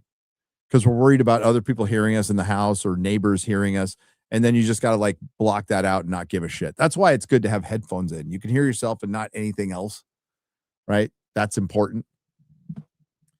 But you have to have the gift of gab. And then after that, whatever subject you're talking about, you don't have to be a fucking expert. I'm not an expert on anything. I like a lot of stuff, and I'm into a lot of stuff, but I'm not like an expert. And passion, like, is also the key to whatever you're talking. You have to feel passionate because you're going to be talking about it a long time, not just on a stream, on multiple streams. You'll be talking by yourself to the fine people in the audience. You'll be repeating a lot of things because it's required, because while there are people who are watching, and thankfully your streams and have heard it 50 times before, there's always a new person in there. You have to account for it. It's like from AM radio, it's resetting the topics every 15 minutes or on the top of the hour. It's resetting the topics. That's important too. But mostly it's passion, because you can get sick of this shit. And people do. People check out. People get tired of talking about Marvel, tired of talking about Star Wars, tired of talking about Star Trek. I think most people would be. You have to be kind of a special kind of autistic nerd to care and talk about it. And other content creators who aren't fans of this sphere will say, it's hard for them to get their head around the fact that people like Mahler or yours truly care. They're like, there's no way they care about this stuff. We actually do. Is it healthy? Is it right? I don't fucking know, but I do care about this stuff. And I've always cared about this stuff since I was a little kid. So it ain't going away. And if the channel goes away, I'll still care about this stuff. Passion of subject. Here's the worst thing you can do when you're starting a channel. And I'm not saying it hasn't worked for some people, because it definitely has, but it is 0.0000001%. People who go, I want to start my channel to make money. That is the worst motivation of them all. Because then you get trapped into things you're not passionate about. Oh, shit. What are you doing to me, camera? Yeah, I have to figure that out. There must be something, a bad connection somewhere. But solely like, I want to do this to make money or to be internet famous, and I'll just grasp onto any subject I can. Well, the audience can sniff that out. It's inauthentic. And I was talking about, oh, good Lord. I was talking about that earlier. I got to unplug. You know, you'll get inspired by another channel, which is awesome. It's great to be inspired. But if you don't have the passion of the channel you're inspired about, then find something you are passionate about, right? You could be really good at administrating and scheduling, and, you know, getting the equipment right. Hell, there's channels that have great setups, but their hosts, I mean, I don't mean to be mean, their hosts don't have it yet. I'm not going to say never, but they don't have it yet. And then there's the streams I like a lot and I gravitate to are it's just a bunch of bros hanging out. Our boy Iron Oxide, right? Brahma, you know, like just a bunch of bros hanging out. That's kind of like what I like in my background. And that's what we still try to do. But it's because they're grasping on to, and like, this isn't everybody, but it's, well, we really want to make money. It's like, you're really not going to make money. Like my friend John Reed, bless his heart, when we started Nerdrotic, wanted to make money. And I said, you're fucking crazy. We're never going to make money. I'm never going to make a fucking penny. And I don't care. I'm doing this for fun. This is my hobby. It's like having a garage band. That was it. You know, it's like jamming with my friends in the garage. That's it. And thanks to you guys, it did what it did. But that was never my motivation at all. Just kind of happened. If you keep that in mind, keep fun in mind, because if this just turns into a job, well, there's honestly better jobs to have. There is, that are more secure. John Reed. Well, he's not dead. He's not dead. He's alive. John's out there. But he went off to go do his own thing to try to make money, and it didn't work because money was his motivation.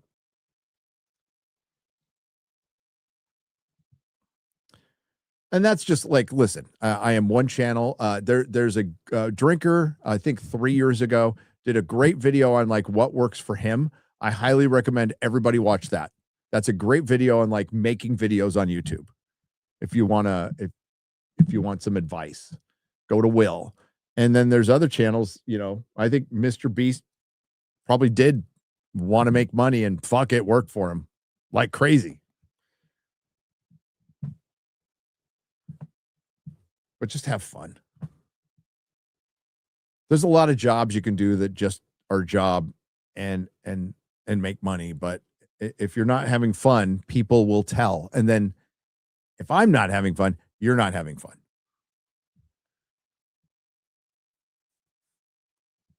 My life's motivation is not to die. That's a great motivation.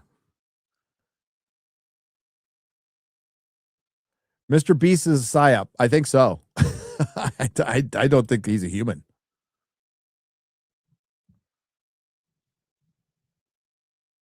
You know, but the one thing just, and always be honest, because whether people agree with you or not, you will go to bed at night going, well, I told the truth. It's not always going to land with everybody. It's not. But I told the truth. All right, guys, and gals, thank you very much. I appreciate you. Again, thanks to the Modrotics. Thanks to everyone who left a super chat and donation. You help keep the lights on. We will be back tomorrow with Chris Gore. I think Chris Gore's seen a show, and he might talk about it in a single sentence. I don't know how much he can say, but I think he's seen a show. I've heard what he thought. I'm going to save it for tomorrow. And yeah, I'm going to start making videos. Back to making videos. Always a pleasure chat to you guys. Love you guys. See you next time. Bye-bye.